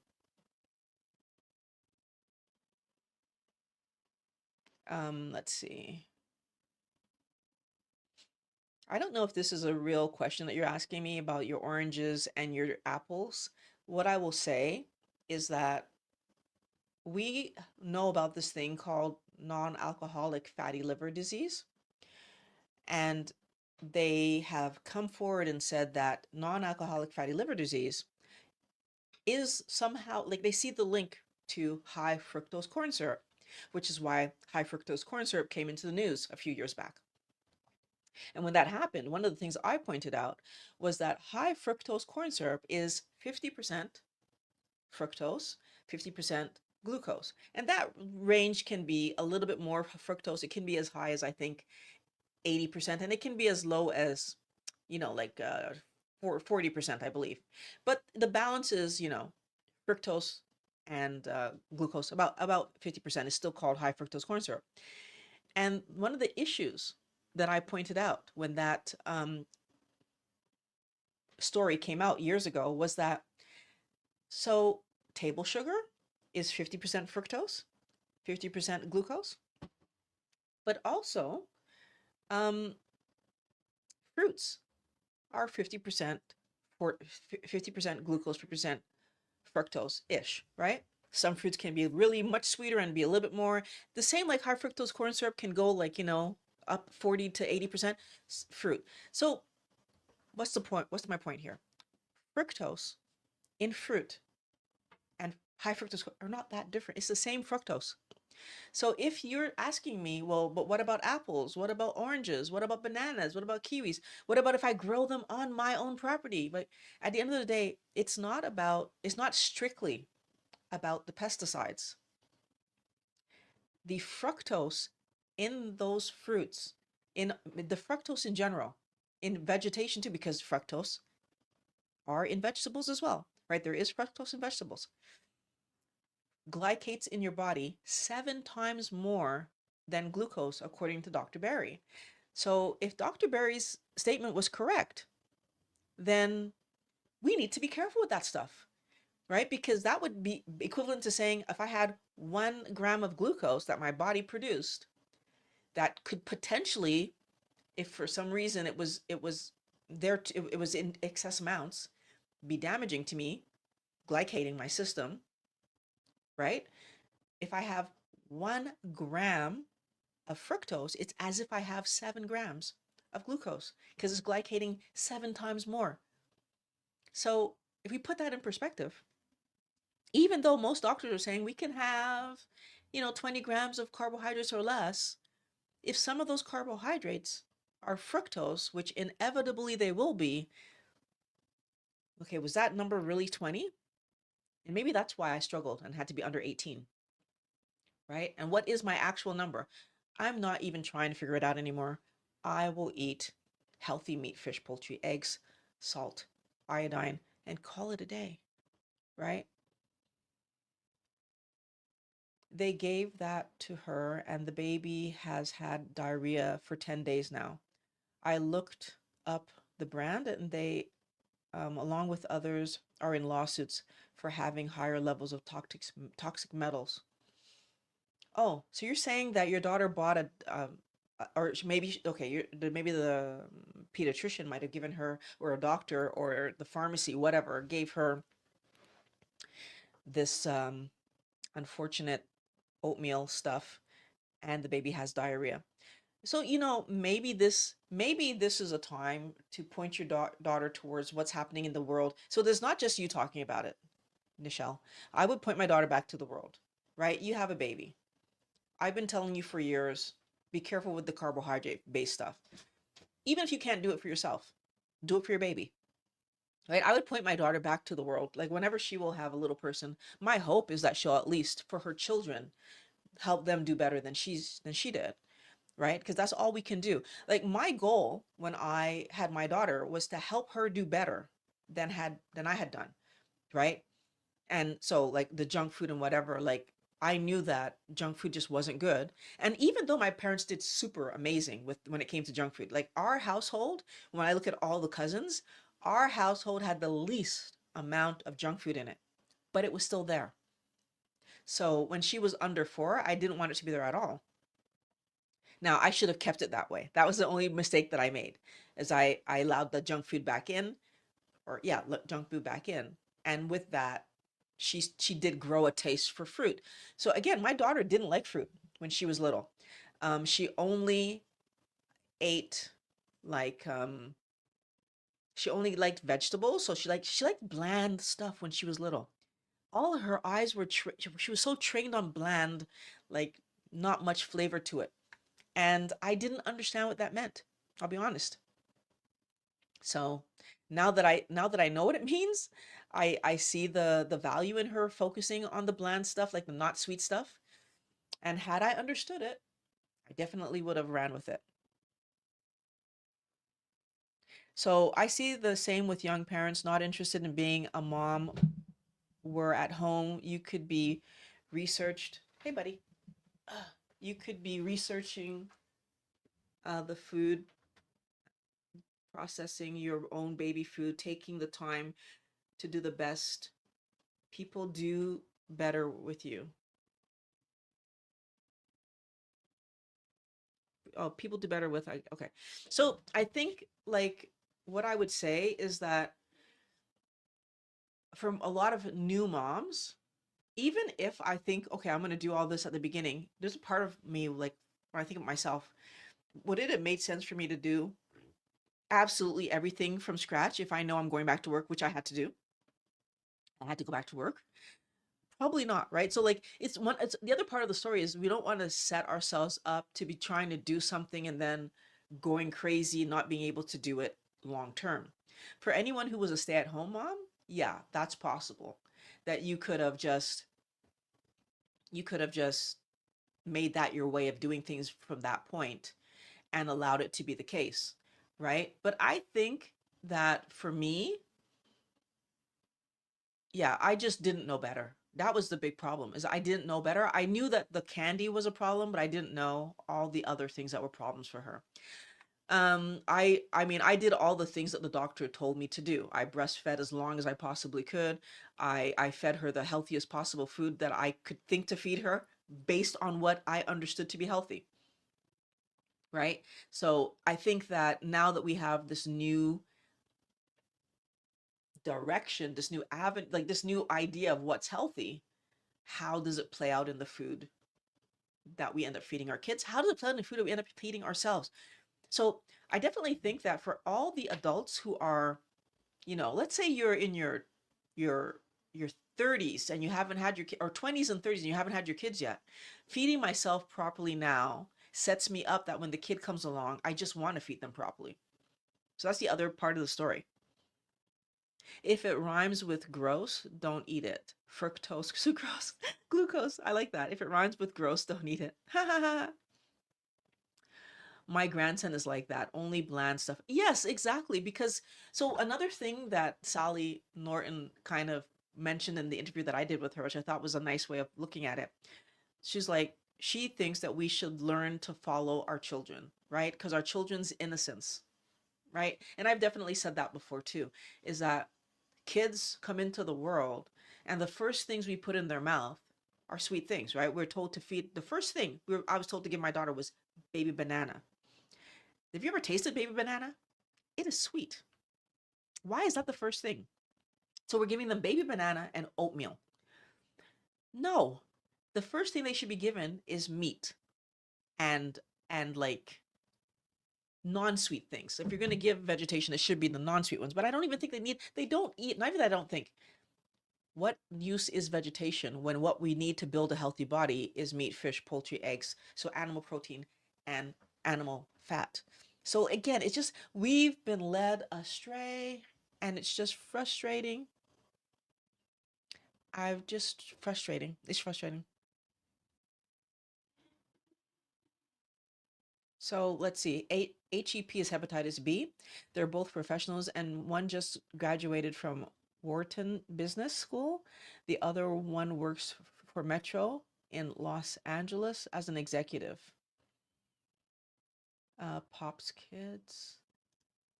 Pop's kids out soon as they go back to work, puts them in daycare, feeds them organic. and educated them. Why would someone need that among other things? And they just went along with the program. Oh, okay. I see what you're saying.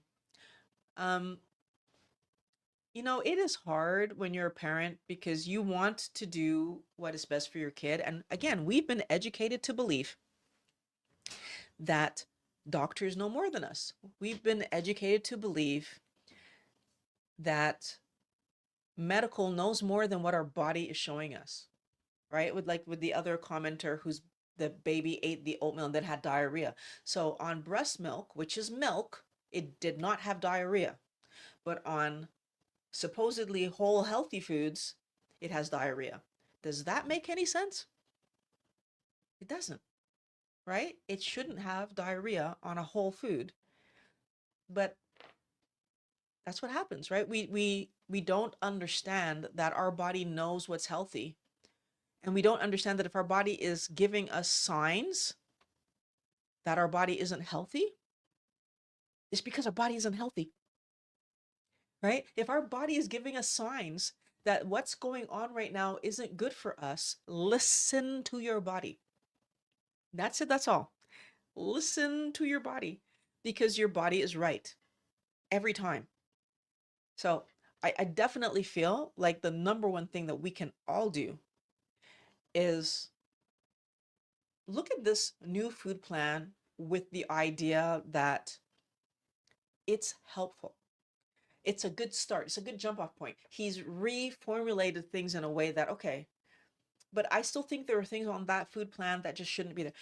On the old food plan, they had a glass of wine. They said, oh, this should be minimal. You should just like once in a, why do you need to tell me to have something minimally that I shouldn't even have at all? It just shouldn't be there, right? Like when you guys are all making your food plan for the next week, month, year, whatever it is, when you make your new food plan, what I want you to think about is whatever happens in a 2 week period, that's a meal plan. That's something that you're doing. Like that's the rotation that you're on.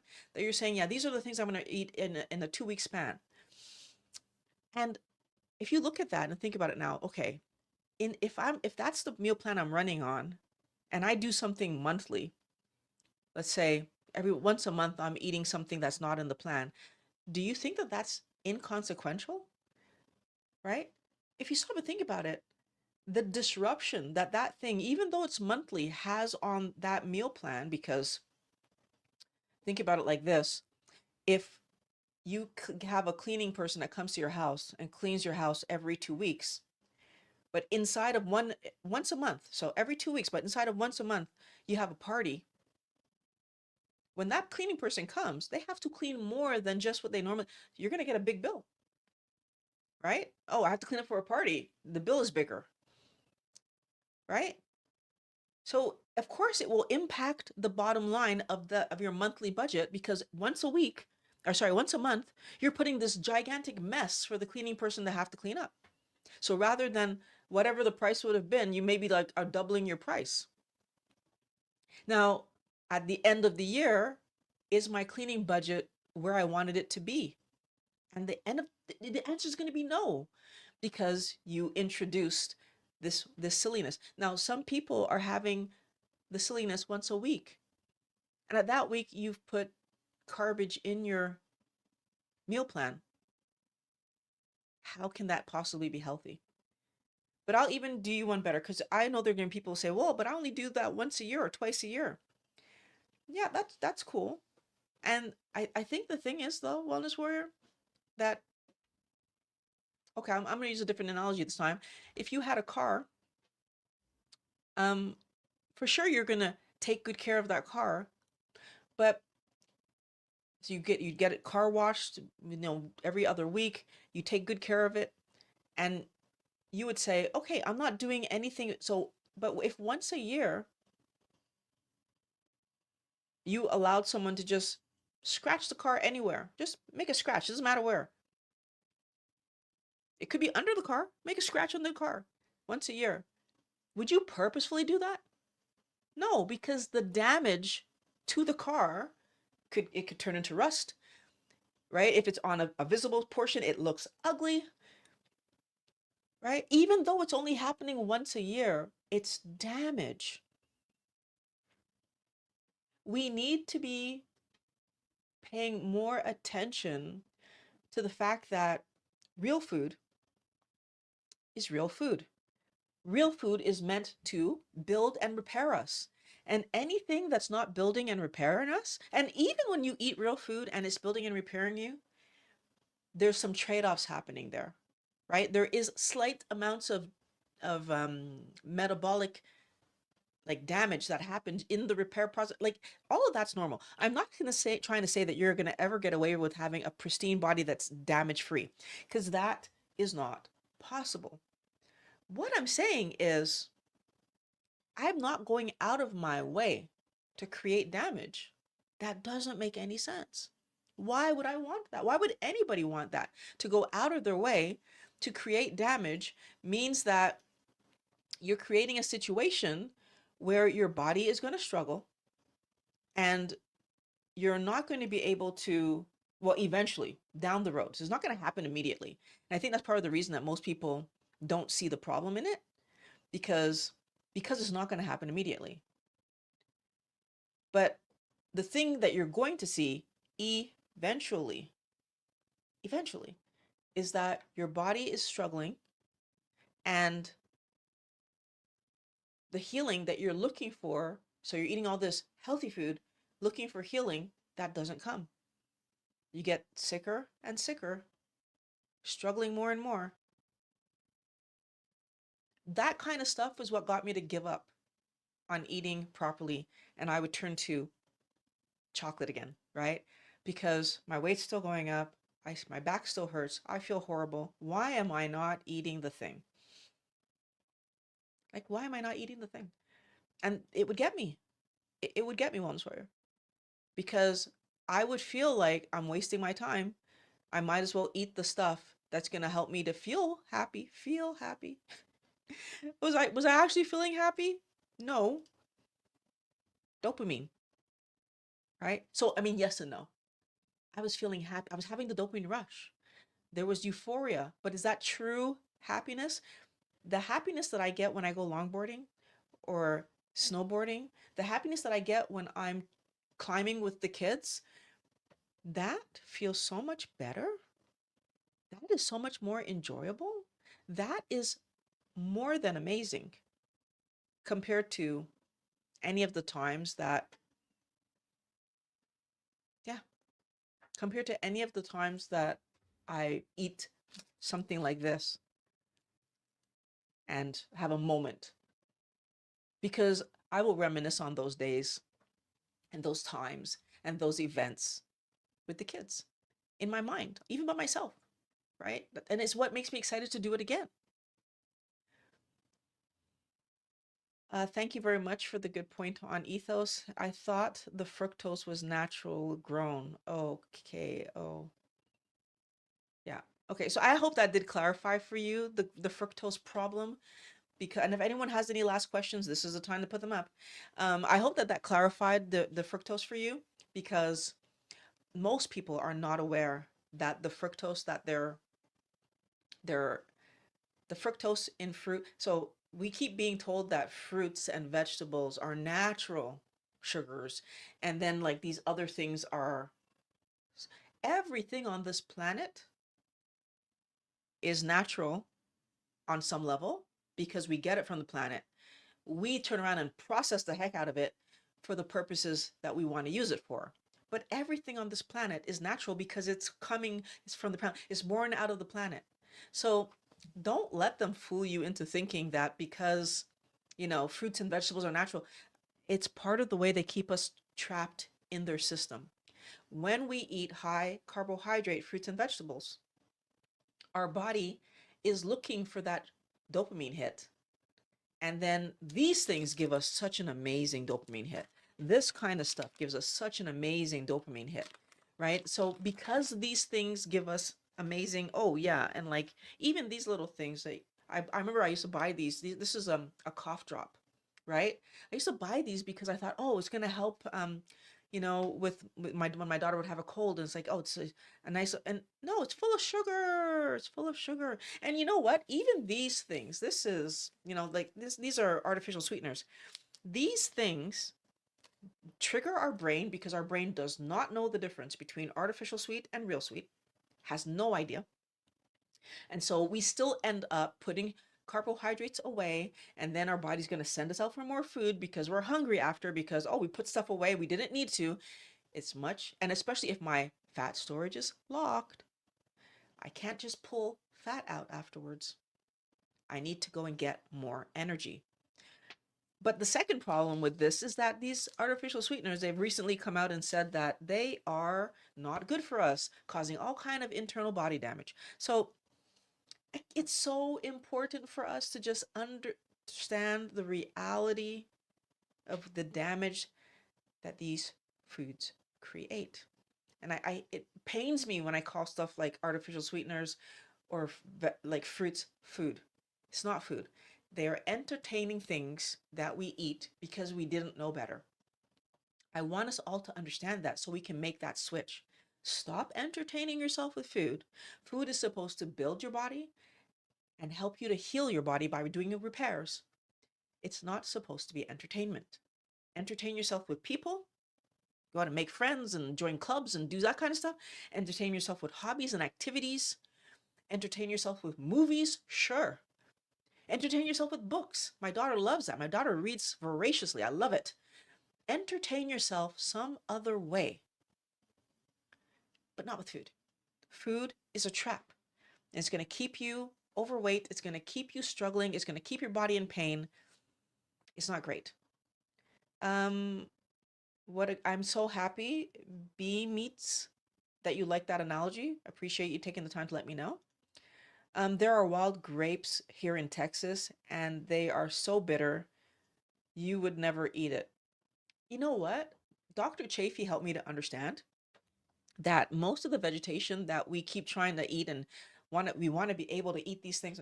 He helped me to understand that for every plant that's on this planet, there is an animal that is expected to eat it. Sometimes because of human intervention and we get between the animals and the whatever, maybe they can't get to the vegetation they're trying to get to, but there is an animal for that plant. It's not us. That's the bigger important thing that we need to, it is not us. We are supposed to eat meat, fish, poultry, eggs, and salt. Violet, it was nice hearing from you again. Pam, I'm always happy to have you in my comments and in chat. I'm looking forward to maybe we get a chance to talk in reality. Um, but yeah, I'm always glad to see you in here. So thank you very much for popping in. I'm live every Monday, by the way, 11:20, like always. And Initial says my dad used them to make juice, but had a ton of sugar to make it taste good. Yeah. Again, so the sugar that we add to things to make them palatable damages our health. And then we don't understand why our health is damaged, but it's because we keep trying to force things that we shouldn't be eating to be part of our meal plan, part of our diet world, and it's not good for us. When I was living in Utah, we would go in the woods and there would be gooseberries. They were annoyingly spiky and bitter. Again, I'm sure though that there's probably some gooseberry juice that you could buy in the grocery store that's going to taste amazing, and we don't understand like the processing that they needed to do to make that stuff taste amazing is not something that we want to be part of. And again, I feel like until we really truly see the reality of what all of this is, we're never going to really truly get it, because we don't we don't have a good idea of what it means for healthy food, like what the real taste of healthy food is supposed to be. And now that I'm not eating high carbohydrate foolishness anymore, the fact that I like salmon, and as a matter of fact, I even tasted turkey, crab, no, turkey and lobster and ham again recently, and liked, well, I wouldn't say I liked the turkey. It was neutral to me. It was like, it wasn't bad. It wasn't amazing. It was kind of just like, oh, I could eat that. But the lobster, lobster and the salmon tasting good to me blew my mind. The ham tasting like, okay, I could eat that, blew my mind. So I do feel like as time progresses and my mouth is further and further away from these sweet tastes, I'm starting to see where like my taste buds changed first of all, and we know that that happens. It takes about 5-ish months for our taste buds to change. But what's amazing to me is that they changed, and I'm now like looking forward to eating things that Pat got me to try oysters. I've never wanted to try oysters, but I was like, you know what, with these new taste buds, maybe this is something. Now, would I say it was amazing? Would I want to have it again? No. But was I disgusted by it? Which I thought I was going to be. I thought I was going to hate the flavor because oysters come from the sea and I don't like seafood. No, I wasn't. I actually thought it was like, it was passable. So my world is opening up.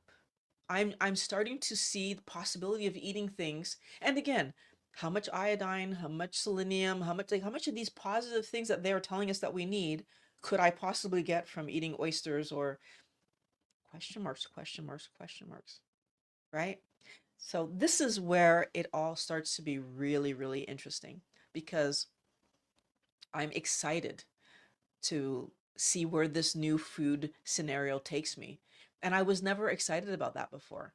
So, wellness warrior, I'm more than happy to share what I'm finding. Like I said, this past week, based on last week's live stream where I said I'm going to figure out a way to have see some kind of iodine focused something with my 4 meals because I have four meats that I rotate through, and sometimes I have an egg meal, which if when I'm having the egg meal, that's the iodine, so it's fine. But I said I was going to try to find a way to have iodine in every single meal, and I figured it out. And I'm going to make a video on that where I'm going to go more in detail. It's not about recipes. You'll notice that in all the almost 8 years that I've been on this channel, I don't give you recipes. I talk about what I'm doing, I talk about what I'm eating, but I don't give you recipes because it doesn't matter. You are not necessarily going to like your stuff cooked the way that I cook my stuff. So, me giving you a recipe isn't helping you. I'm just talking about what's healthy to do and what could trip you up. And if you look at what's healthy to do and try to do it every single day, how does your life change? If I keep letting myself do the fun thing because I'm nervous, because I don't know how to change it, because like all the reasons that we give ourselves, because I can't give up and insert whatever. If I let myself do that, how does it hurt me? Because it does. Exactly. The birds and squirrels eat those grapes. I also learned that from Dr. Chafee. Oh, interesting. Okay, so those are for the birds and the squirrels. Okay. Pam, sure, thank you. I'm always glad, like I said. Let's see. I always wonder where this stuff comes from. I go down the veggie aisles and I ask myself, does this stuff grow in the wild? Where is the wild broccoli or wild carrots? I'm not sure. So I do know that a lot of the vegetation that we currently eat today is not original form. So we have crossbred a lot of plants to create vegetables that are fruits and vegetables, both of them, fruits and vegetables that are, first of all, pest resistant. So it means that we're trying to crossbreed them so that bugs and animals won't want to eat them. And then we spray pesticides on them to prevent the ones that would still try to eat them from eating them. But and they're also crossbred. The second reason is for sweetness and enjoyment of flavor. So they are not in any way, shape, or form trying to breed for healthiness. They are trying to breed for, yeah, for taste and for animals not and pests for pests not to take the fruit before we get a chance to harvest fruit. Another thing that I will point out to a lot of people who don't know this information, Sally Norton explained this one to me. Apparently, all fruits and vegetables that are coming from a distance. So, like for example, here in Montreal, we do have a few farms and whatever. When they grow their fruits and veg for our local market, those fruits and veg can get closer to ripeness before they're picked from the tree, versus when they're shipping stuff across to another state, another province, another country, another whatever, when things are being shipped, ah, then they have to pick them really early so that they will make it on the trip. And what Sally Norton helped me to understand is that when you pick the fruit before it's ripe, the plant has toxins in the fruit to stop bugs and animals from eating it before the plant wants it to be eaten, because the seed needs to get to a certain stage so that it can grow in the soil. When you pick it before it's ripe, you're now locking those toxins. So the toxin level in fruits and vegetables that are picked early for shipping is higher than the toxin levels when you pick it ripe off the tree. So I've always said that if I get the chance, I would try an avocado, pick straight from a tree, like ripe avocado off a tree. I would try it just because I want to taste the difference. But that's probably the only piece of vegetation that I'm still waiting to have one last bite of. And maybe that's a bad idea still, because there probably still be oxalates in it, and I don't want to trigger any oxalate dumping. But there's a part of my brain that just wants to taste it to see what is the difference. But I haven't had avocado in over 2 years now. I haven't had any vegetation. Not over, just under 2 years. It'll be 2 years in February. Yeah. So I don't know what the actual outcome of that would be. I might end up having oxalate dumping, which I don't want to experience. I've heard it's horrible. I've heard it's horrible. I've already lived my horrible experience that has kept me understanding my violet syndrome, and I don't need a new violet syndrome scenario to understand that vegetation is not good for us. So at that point, I'm probably just gonna smell it. But maybe when I'm 20 plus years, I might try it. Maybe, you never know. I would hope by that point, with my body completely rebuilt, there would be no dumping to have, and it would just be a taste experience. And I would go on and say, yeah. Now, would I even remember what avocado I probably would. I do remember what it tastes like now. So I think I probably remember it. But these are the things, right, that run through my mind sometimes of like, will I do it? And I'm not sure what I'll do at that point. What I do know is that I don't have any intention of bringing vegetation back to my life as a part of my meal plan. That's for damn sure. And I'm very aware that when you touch things that you're dependent on, they can pull you in. Next thing you know, you're chasing, and then you're in a problem. And right. So my logical brain is saying, Violet, you're never going to taste it. But my curiosity part of me wants to say that maybe I would, but my logical brain is like, stop it. um, you watched my video with Sally K. Norton, a lot of good. Thank you very much. I'm glad that you found it a helpful interview. She is a wealth of. I think every person that I've ever interviewed taught me something. Every person. They said something, shared something that made me go, oh, some way or another. Whether it was something based on their experience with food, or whether it was something to do with um how they saw something, like a piece of data that they learned, or something that they healed. I mean, when I interviewed Lee, who is a Kent Carnivore, and he's talking about learning about like his stomach issues and his well, possible Crohn's, and his all the digestive issues he had, and that he finally figured out when he had his stoma bag how it's not the meat that was causing the problem. It was all the vegetation that he was eating that was causing all of his stomach upset and everything, because he could now see what was coming out in the bag. And it was a light bulb moment for him. Like that kind of stuff is just like wild to me. Like how do we not know those kind of things? And again, they know these things. That's the part that's kind of hard. And even who's the other guy? Dave Mack, when I interviewed him and he's talked about running down the stairs, like that the exhilaration of being able to run down the stairs. I can put my hand up for that one too. I don't walk on stairs very often. Now that I'm able to use my hip again, like I often run up and down the stairs. It just I feel I was always a person who ran up and down the stairs, but even more so now I enjoy it because for a little while I couldn't barely walk up the stairs. It was excruciating to walk up the stairs. And so to be able to run up and down the stairs again, I love it. You had avocado from Mexico just last night. Yeah, so when you're talking about an avocado from Mexico, that means that there's more toxin in that than they're letting us know. And I mean, again, all vegetation is going to have more toxins in it than we know if it's shipped from somewhere across the world. Okay.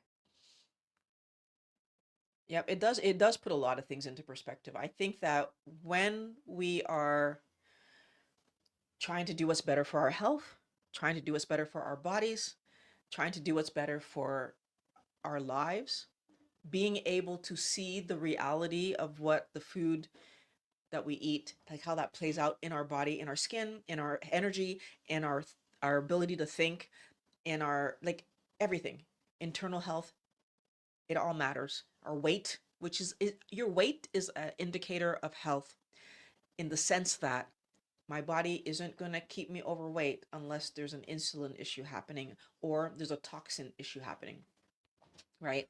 So if you keep that in mind, then it helps us to really look at things a little differently.